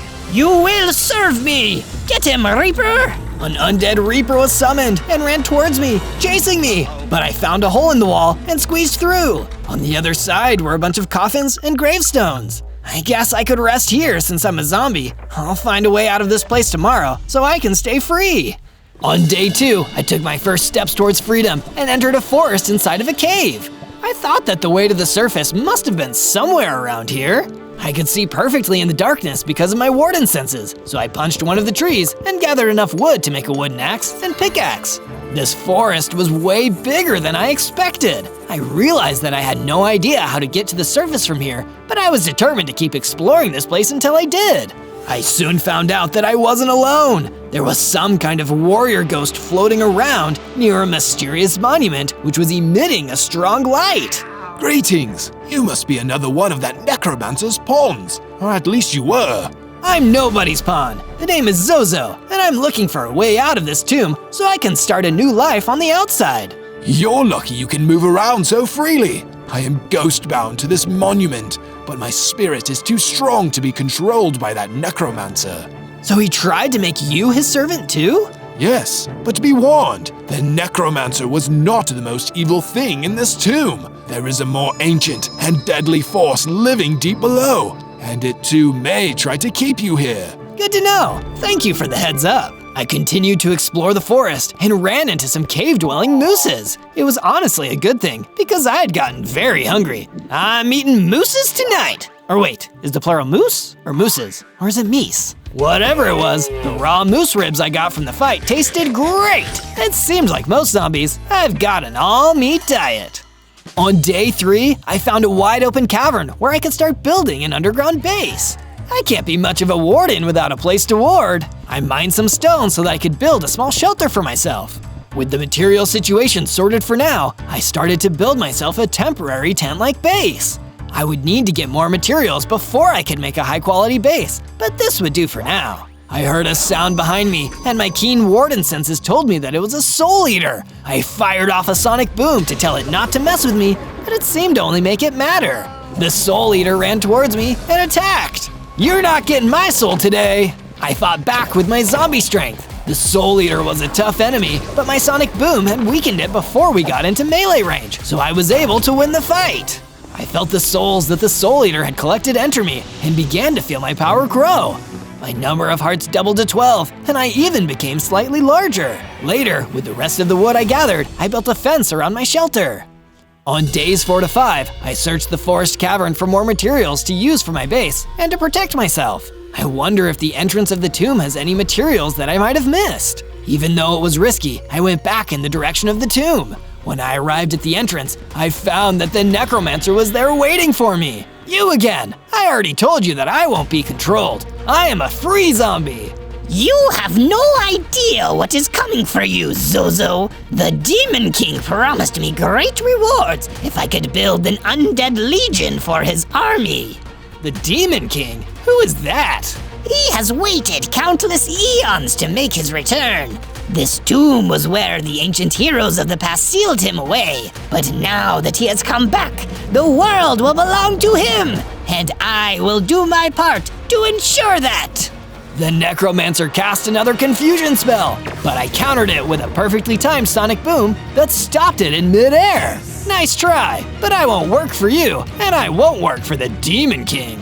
I blocked another confusion spell with my sonic boom and drew my sword. I ran toward the necromancer and struck him down. You foolish zombie! You could have been on the winning side, but now you will pay the price for being a traitor! He crumbled into dust, leaving nothing behind. On day 6 to 8, I began digging into the walls of the cavern so that I could find a way towards the outside. My brand new tunnel quickly turned into a mine, and I was able to gather a ton of stone. I built myself a full set of stone armor. While I was at it, I also upgraded my tools to stone. It was just in time because a pack of kobolds showed up right after to attack my base and try to steal my materials. I fired a sonic boom, which startled them, and then I hacked and slashed with my stone sword until I took down the entire group. I was starting to get the hang of the zombie warden fighting style, but I knew I'd be able to get even stronger. These upgrades are only the beginning. On days 9 to 10, I was in my mine when my stone pickaxe started breaking through netherrack. A few minutes later, I broke out of the wall and onto the surface. But the surface world was not how I imagined it. It was overrun with monsters. The entire landscape was filled with lava. Is this the work of the Demon King? If I was going to survive out here on my own, I was going to need some better materials. I looked around the dark landscape to see if I could find any. That's when I ran into the Demon King himself. It is so good to be free. Or should I say bad to be free? Bad for you, that is. You must be the Demon King. I'm the zombie warden of the tomb. Call me Zozo. So, you're the one who defeated that necromancer and made me lose my undead army. No matter, I never needed them anyway. I will conquer the world without the undead. He swiped his sword at me faster than I could let out a sonic boom. That one blow took out a lot of my health, and I could tell right then and there that the Demon King was too strong for me to defeat. What's the matter, Zozo? Are you scared? Yeah, a little. That's why I'm getting out of here. I turned and ran back towards my underground base. For some reason, the Demon King didn't choose to follow me. Why would I return to the tomb I was sealed in? I have the whole world to destroy now. When I arrived back at the hillside, I was surprised to see a familiar enemy. It was the Reaper that the necromancer had summoned to fight me. Back for more, Reaper? Not at all. I came to thank you for setting me free from that spellcaster's control. Oh, I guess we're cool then. We're more than cool. I saw the way you stood up to the Demon King. Perhaps we can work together and take him down. But I ran away. You ran away a second more than anyone else, which means you're braver than you know. Besides, if we want to keep our freedom, we'll have to face him eventually. He'll send another necromancer to control us before long. Point taken. I guess it's you and me, Reaper. Please, call me Grimsley. On days 11 to 12, I invited Grimsley back to my base and began to build another structure to house him. While I was at it, I popped my tent back up, then decided that wasn't enough. So I turned my tent into a watchtower. That way, I could observe what was happening on the surface while I was in my base. I spent some time out in the surface world gathering materials to craft new items. The surface world had a lot of warped stems, and I made sure to get as much as I could. I then proceeded to explore the area some more. I mean, who knows what I might find here? While I was exploring, I spotted a mob. It was headed my way, so I got ready for a fight.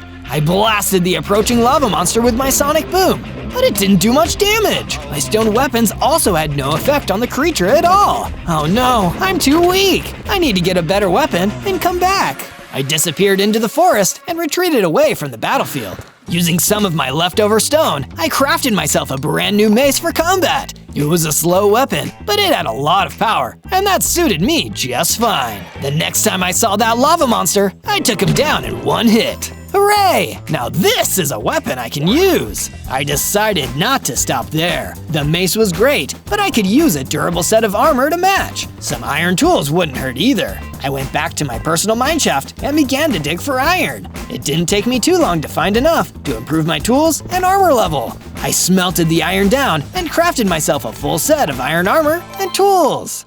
On days 13 to 15, the ghost of the ancient warrior called me to his side and told me the tale of the Demon King. 100 years ago, the world was under attack by a Demon King and his army of demons and monsters. The big evil guy had succeeded in uniting the demons, the undead mobs, and the two-headed ogre tribe into an unstoppable fighting force. The villagers and animals tried to stand against the Demon King, but they were no match. It seemed that all hope was lost, until one day, the legendary heroes appeared. I was one of them. Together, myself and my companions used our legendary weapons to strike deadly blows on the Demon King, weakening him enough for our cleric to trap him inside of the tomb we now stand inside. It seems as though the seal held for exactly 100 years before being broken. I can only imagine that this is because there were no heroes powerful enough to use that spell in the modern day. So you're saying that even you and the other legendary heroes couldn't defeat the Demon King back then, and then the only way was to seal him, even though it didn't last? It's better than letting him rampage around and do whatever he wants. I don't know. Even if there was somebody who could cast the sealing spell these days, would it even matter? It's like putting a band-aid on a broken sword. I'm sorry, but it doesn't sound like there is anything that can be done. On days 16 to 19, I couldn't find Grimsley anywhere in the base, even in the house I built for him. Grimsley wouldn't just leave without telling me. I better look for him.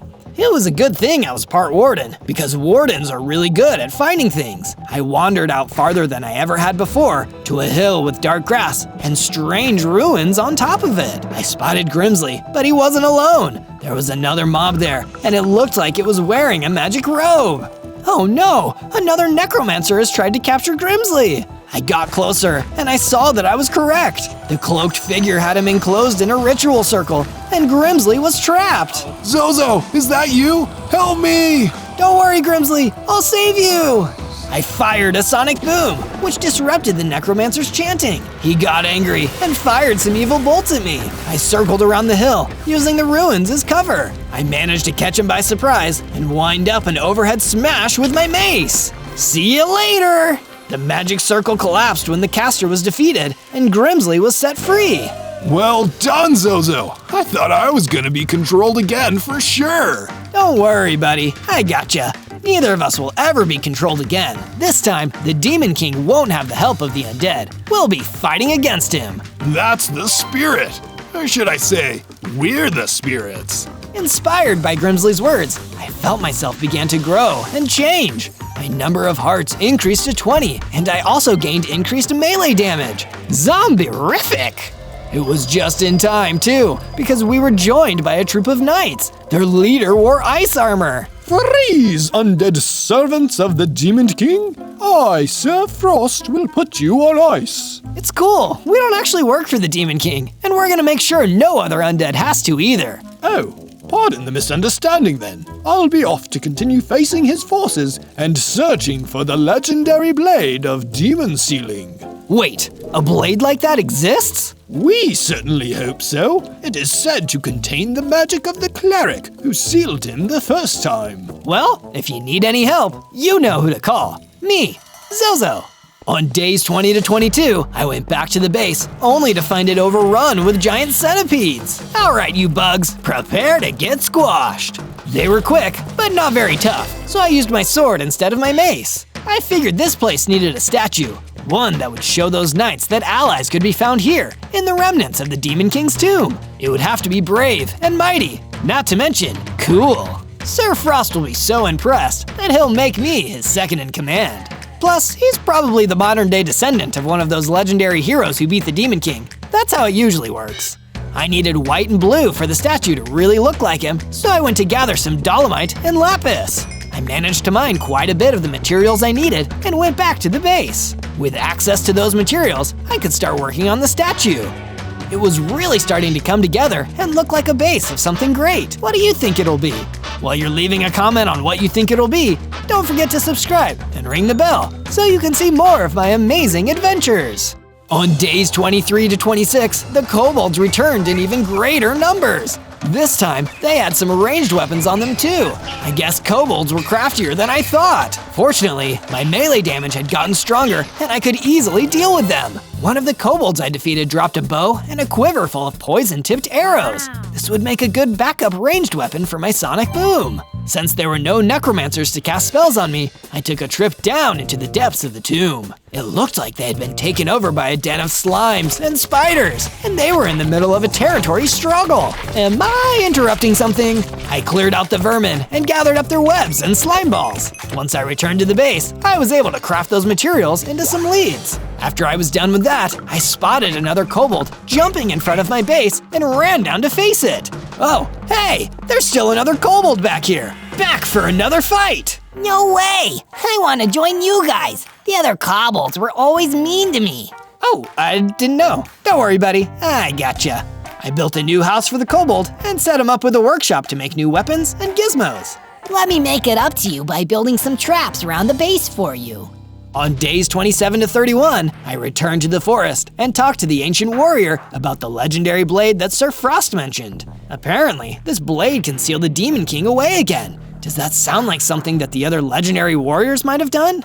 It is possible that the cleric planned ahead and sealed one more spell into the legendary weapon, but I've been trapped here the whole time as a guardian ghost, so I have no idea what happened in those 100 years. I suppose I'll have to go looking and see what the world is like out there. The Demon King is most likely sending his minions to destroy whatever is left of the legendary hero's descendants. If you can find them first, one of them probably knows how to find the legendary blade. Well then, there's no time to waste. Thanks, ancient warrior. I'm out of here. I journeyed out into the wilderness in search of the legacy that the legendary heroes left behind. I came upon a bridge over a deep ravine, which was guarded by a two-headed giant. Just try to get past us. You won't. Watch me. I shot a poison-tipped arrow into the giant and watched as their health started to get chipped away. Why, you... The giant charged right into the path of my swinging mace. Kapow! The hit knocked them back, causing them to stumble over the side of the ravine. The two-headed giant fell all the way to the bottom, but didn't disappear. I quickly ran across the bridge before they found a way back up. On days 32 to 35, I found a grove full of trees, and in it were a bunch of songbirds. Hello, traveler. What brings you to this peaceful place? My name is Zozo, and I'm here in search of a legendary blade that can seal the Demon King. Oh, the Blade of the Cleric. This place was created by one of the other legendary heroes, so we've heard of it, but we're not sure where it is. Darn it, this is still a very nice clearing. But wait, if it was made by the heroes, then... Just as I realized, the Demon King came rushing into the grove. He used his magic staff and destroyed half of the grove in one hit. Luckily, I'm here. Run away, birds. I'll distract him. The songbirds ran away just in time, as the Demon King was right next to me. We meet again, Zozo. This time I'll destroy you. It seemed like he meant it. He was immune to the poison of my arrows, and he closed in on me before I could use my sonic boom. Thinking quickly, I surprised him with my increased melee damage. Impressive, but it will take more than that to defeat me. I guess we'll find out next time. I ran off while the Demon King just stood there, laughing. But at least I lived to fight another day. Just as I got far enough away, I spotted one of the songbirds. I'm sorry about your home. We'll be able to find a new home. You saved us, and that's what matters. My base can be your new home. Oh, sweet. On days 36 to 39, I constructed an aviary where the birds could live as peacefully as they did back at the grove. Can you tell me anything else you know about the legendary heroes? There were 4 of them in total. The warrior, the cleric, the singer, and the ice knight. The singer was the one who made our grove, and I hear that the ice knight founded an order of brave warriors who dwell in the snowy north. That sounds like Sir Frost and his companions. I should go visit them. The good thing about the north is that it's very well protected. The Demon King will have to spend a lot of resources to claim it. If there's another place where his forces can be resisted, it would be there. Awesome! I should get prepared and make this alliance official. The undead can team up with the knights, and together we'll find the legendary blade.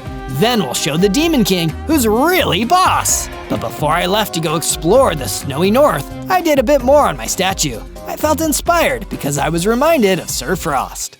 On days 40 to 43, another undead showed up at the base, and I welcomed them into the ranks of the resistance. Hi, my name is Gabby Ghoul. Welcome to the team, Gabby. Thanks. I'm from the Lower East Side of the tomb, and I know there are some really good materials behind a secret door. That sounds cool. Will you show us where the secret door is? Sure, since you asked so nicely. Gabby showed us the secret door in the Lower East tomb, and sure enough, there was gold ore which could be used to craft some very valuable gold items. It was almost too good to be true, but it was true, and there was a warder there to make it a little less good. I did a sonic boom on the dangerous mob and performed a combo with my mace. It took a few more hits than most of the enemies I'd faced, but it went down just like the rest of them. Wow, there's a lot of useful stuff back here. I have some materials to give to the kobold trapsmith. I returned to the kobold and gave him all of the materials I collected. I'm sure he will make great use of them. On days 44 to 49, I traveled across the land until I reached the snowy north. If I were human, I'd probably have to wear a coat. Thank goodness I'm undead. The local mobs were completely different from the ones that I had encountered in the lands that the Demon King had ransacked. But just because they weren't working for the Demon King didn't mean they were friendly. A winged imp monster known as a Vex swooped from out of the sky and tried to take me down. That hurt. I guess it's time to get serious. I swung my mace at the creature, but it was too slow. It flew back up into the sky out of melee range, but that was a mistake on the mob's part because I used my sonic boom to drop it. I decided to travel deeper in and noticed more of these things, and also that they were attacking a poor Arctic fox. I drew my bow and arrow. I had the element of surprise, so I launched arrows into all of them. The Vexes were poisoned and defeated. That's when a fox approached me, looking very relieved. Whew, that was helpful. Thank you. That's what I do. I help people. Are you part of the Ice Knight Order? I've been looking for them. So have I. I need their help with finding a legendary blade. The one that can seal the Demon King back? So it does exist. At least my village wasn't attacked for nothing. The Demon King's forces are there right now, looking for it. I need the knights to come and save us. I guess we've got the same goal. Let's see what we can do together. On days 50 to 53, the fox and I traveled further into the snowing north, trying to avoid the prying eyes of the Vexes. Maybe if we look around, we'll find someone who can give you a bit more information about the blade of the cleric. There are a lot of people who hate the Demon King, so they'll probably be willing to help out. But the one person I didn't want to see was the multi-headed giant. He'd finally tracked me down, and he wanted some payback. Is this a friend of yours, Zozo? Yeah, something like that. I rushed in and unleashed my sonic boom, but he dodged the sonic boom and charged at me.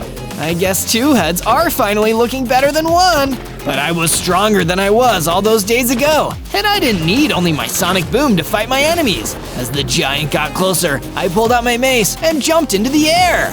One strike of my mace to the giant's multiple heads, and he was defeated. That was amazing. You're a real hero, Zozo.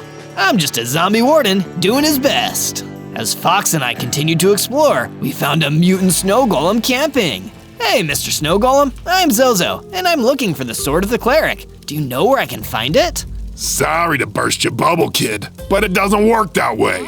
You don't just find the Sword of the Cleric. Legends say that when you reveal yourself to be worthy, only then will the sword find its way to you. Oh, so I'm not a real hero yet? You don't have the sword, so probably not. But you seem like a good kid. Take this protection enchantment. It'll help you on your quest. Thanks, Mr. Snow Golem. I appreciate it. On days 54 to 57, I made the long and hard journey back across the map, then went underground to my base. I decided to apply the protection enchantment to my chestplate so I'd be able to withstand more powerful attacks easier. Afterwards, I noticed that the kobold installed some traps, a lava chest trap, a diamond door trap, and a pit trap. Hopefully these will never have to come in handy, but good to have them, just in case. Just then, Grimsley approached me with an important task. Zozo, thank goodness you're here. Gabby Ghoul has gotten sick. I fear that it's some kind of hex caused by the Demon King. I can make a healing potion to help her, but I need you to collect some apples from the Warped Forest. It's a vital ingredient. Don't worry, Grimsley. I'll be right on it. You stay here and tend to Gabby. I quickly went to the overworld and began exploring the Warped Forest until I happened upon some apples. I collected as many as I could, wanting to make sure there was enough for Gabby's healing potions. I went back to the underground base and gave Grimsley the apples. This is perfect, Zozo. I have even more than I need. Here, take a few of these spare health potions. You never know when they might come in handy. On days 58 to 62, I decided to take a load off and work on the statue after a pretty stressful week. Everyone needs a little relaxation time. Can you guess what it is yet? But just as I was about to continue my statue build, I noticed that a gang of demonic reavers working for the Demon King suddenly started attacking my base. Leave it to a guy called the Demon King to never fight fair. But I had an ace in the hole. As the reavers tried to ransack my base, they activated the different traps. A few fell into the lava pit, some more fell for my pit trap, and one of them even fell for my diamond ore trap. And even more were taken out by my sonic booms.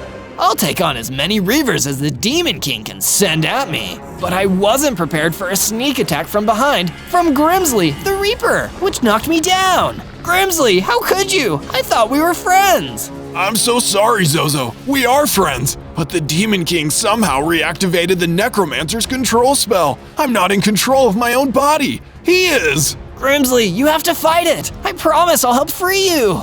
I'm worried you're already too late, Zozo. Just promise me you'll stay safe and don't follow me. And with that, the mind-controlled Grimsley ran off. On day 63 to day 66, I took one of the healing potions that Grimsley made for me and chased him out of the base. Looks like he's headed for the warped forest. I need to chase him and snap him out of this funk. I followed him until I caught up with him in the darkness of the forest. It was just me and Grimsley facing off. Zozo, I told you not to follow me. It was a trap from the Demon King all along.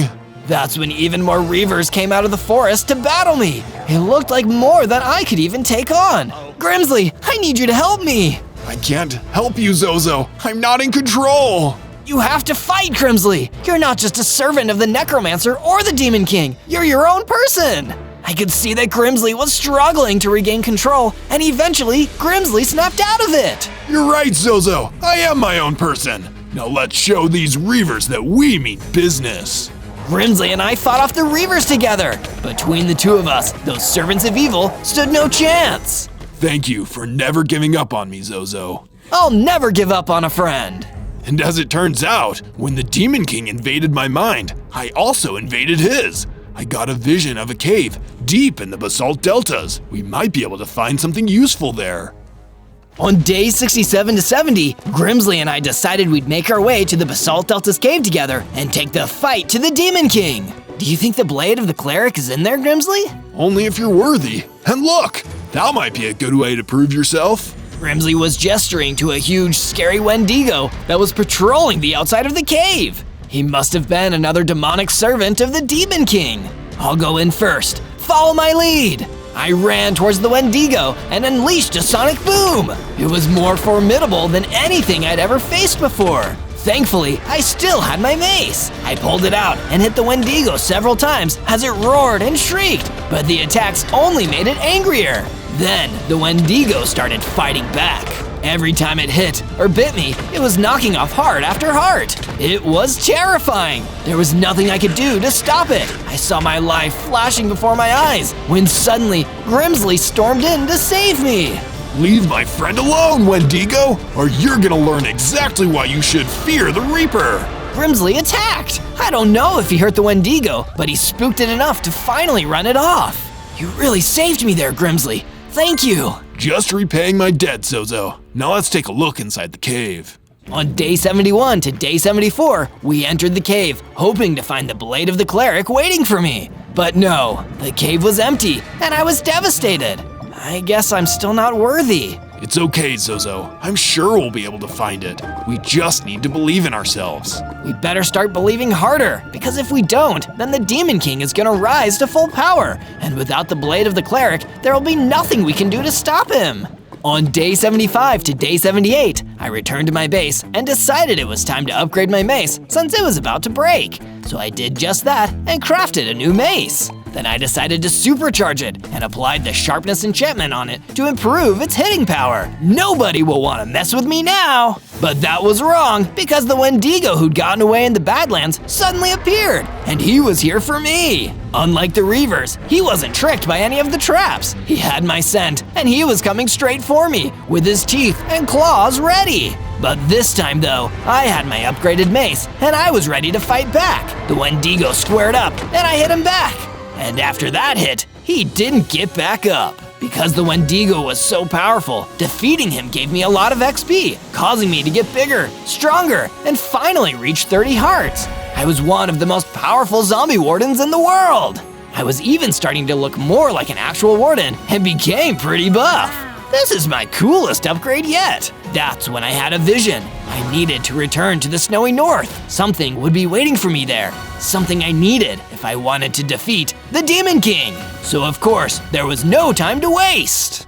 On day 79 to day 84, I traveled into the snowy north until I found a fortress that looked like something out of my vision. And as it turned out, it was this fortress that was manned by Sir Frost and his knights, just who I wanted to see. I went to Sir Frost's planning room, where we began to discuss the thing on both of our minds, the Demon King. I've spent my entire life preparing to confront the Demon King if he ever rose again. And in all that time, all that responsibility, I feel I've learned so little. All I know is that he'll likely reach his greatest power soon. Then we should probably stick together. He'll want to get rid of all of us as part of his rise to power, but that'll be harder if we're working with each other. Come back to my base. We'll be safe there, Sir Frost.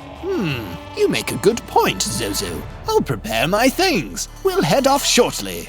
On day 85 to day 89, I returned to my base to check on Gabigool, who had started living inside of my statue, and ask her how she was recovering from the hex that the Demon King had put on her. I'm feeling a lot better now, Zozo. Thank you. And there's something I should tell you. I've been having visions lately. The Demon King, I know he's hiding somewhere with blue trees. Does that mean anything to you? Blue trees? That has to be the Warped Forest. That's the only place that looks like that. Thank you, Gabby. I know where to find him now. On day 90 to day 94, I went into the mines and managed to get extremely lucky and mine my first set of diamonds. If I'm gonna face the Demon King, I need some extremely tough armor. I forged myself a full set of diamond armor, which would defend me against almost anything. And then I went about enchanting every piece of my armor just so that I would be as prepared as possible. Diamonds are a zombie warden's best friend. On day 95 to day 97, I finished the statue. It was the statue made in tribute to one of the coolest warriors I know, Sir Frost. He'd spent his whole life searching for ways to stop the Demon King, and looking at his statue, I knew I'd be honored to spend my unlife doing the same. The Demon King would fall, and it would be because of me. On day 98, all the preparations had been made. The last thing I was able to do was talk to my friends I'd made who were staying at my base. First, I spoke to Grimsley. I believe you can do this, Zozo. With or without the blade of the cleric, you're a true hero, and you will defeat this monstrous villain. Next, I spoke to Gabigool. You're brave and kind, Zozo, and that will serve you well against the Demon King. Never forget that. And of course, Sir Frost, the Ice Knight. Are you sure you want to do this alone, Zozo? I would happily fight by your side, if you so will it. Thank you, Sir Frost, but you've been fighting this fight a long time. Let me finish it for you. And if you want to help me, the best thing you can do is subscribe to Zozo and ring the bell to always be notified of the next adventure. On day 99, with everything said, I left the underground base and made my way deep into the horrors of the Nether. The first stop was the Crimson Forest, the only way to the Warped Forest Gabby had mentioned, where the Demon King would be waiting. That's when I saw something crawling out of the ground. It was another warden, just like me, except he wasn't zombified. You worthless traitor! The Necromancer and the Demon King gave you everything, and yet you rebel. You make me sick, you undead freak! I'd rather be undead and free than alive and taking orders from the Demon King. The enemy warden tried to unleash a sonic boom on me, but I wasn't about to waste time on him when I had the biggest fish to fry. I unleashed my sonic boom, and the enemy warden was completely destroyed. Traitor! And with him out of the way, it was time to enter the Warped Forest and finally finish this thing.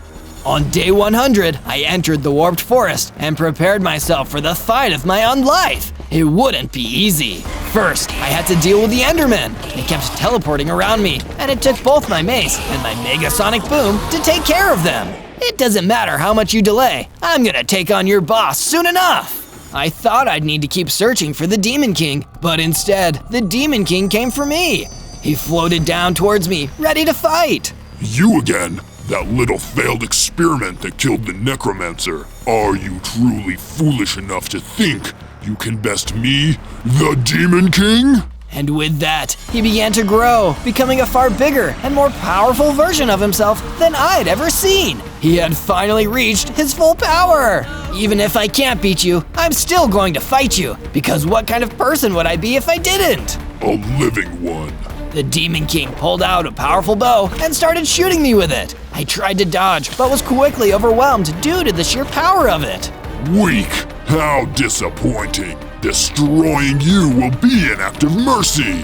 Just as I thought I'd be doomed, I noticed something had been added to my inventory. It was the blade of the cleric. My act of bravery had finally earned it. As soon as I equipped the blade, I saw myself growing, getting more powerful. I was bigger, stronger, and even had a mighty 50 hearts. There would be no stopping me now. Okay, Demon King, are you ready for a real fight? With the blade of the cleric, I attacked the Demon King, striking him again and again, forcing him further back into the warped forest, weakening him, breaking him down. I could tell he was afraid. Zozo, wait! Clearly you're strong. How about we join forces? Imagine the power we could have together. Nice offer, but I think I'll stick with my friends, Demon King. With one last blast of my sonic boom, the Demon King was destroyed, and the world was saved! After that, I went back to the base happy to finally relax.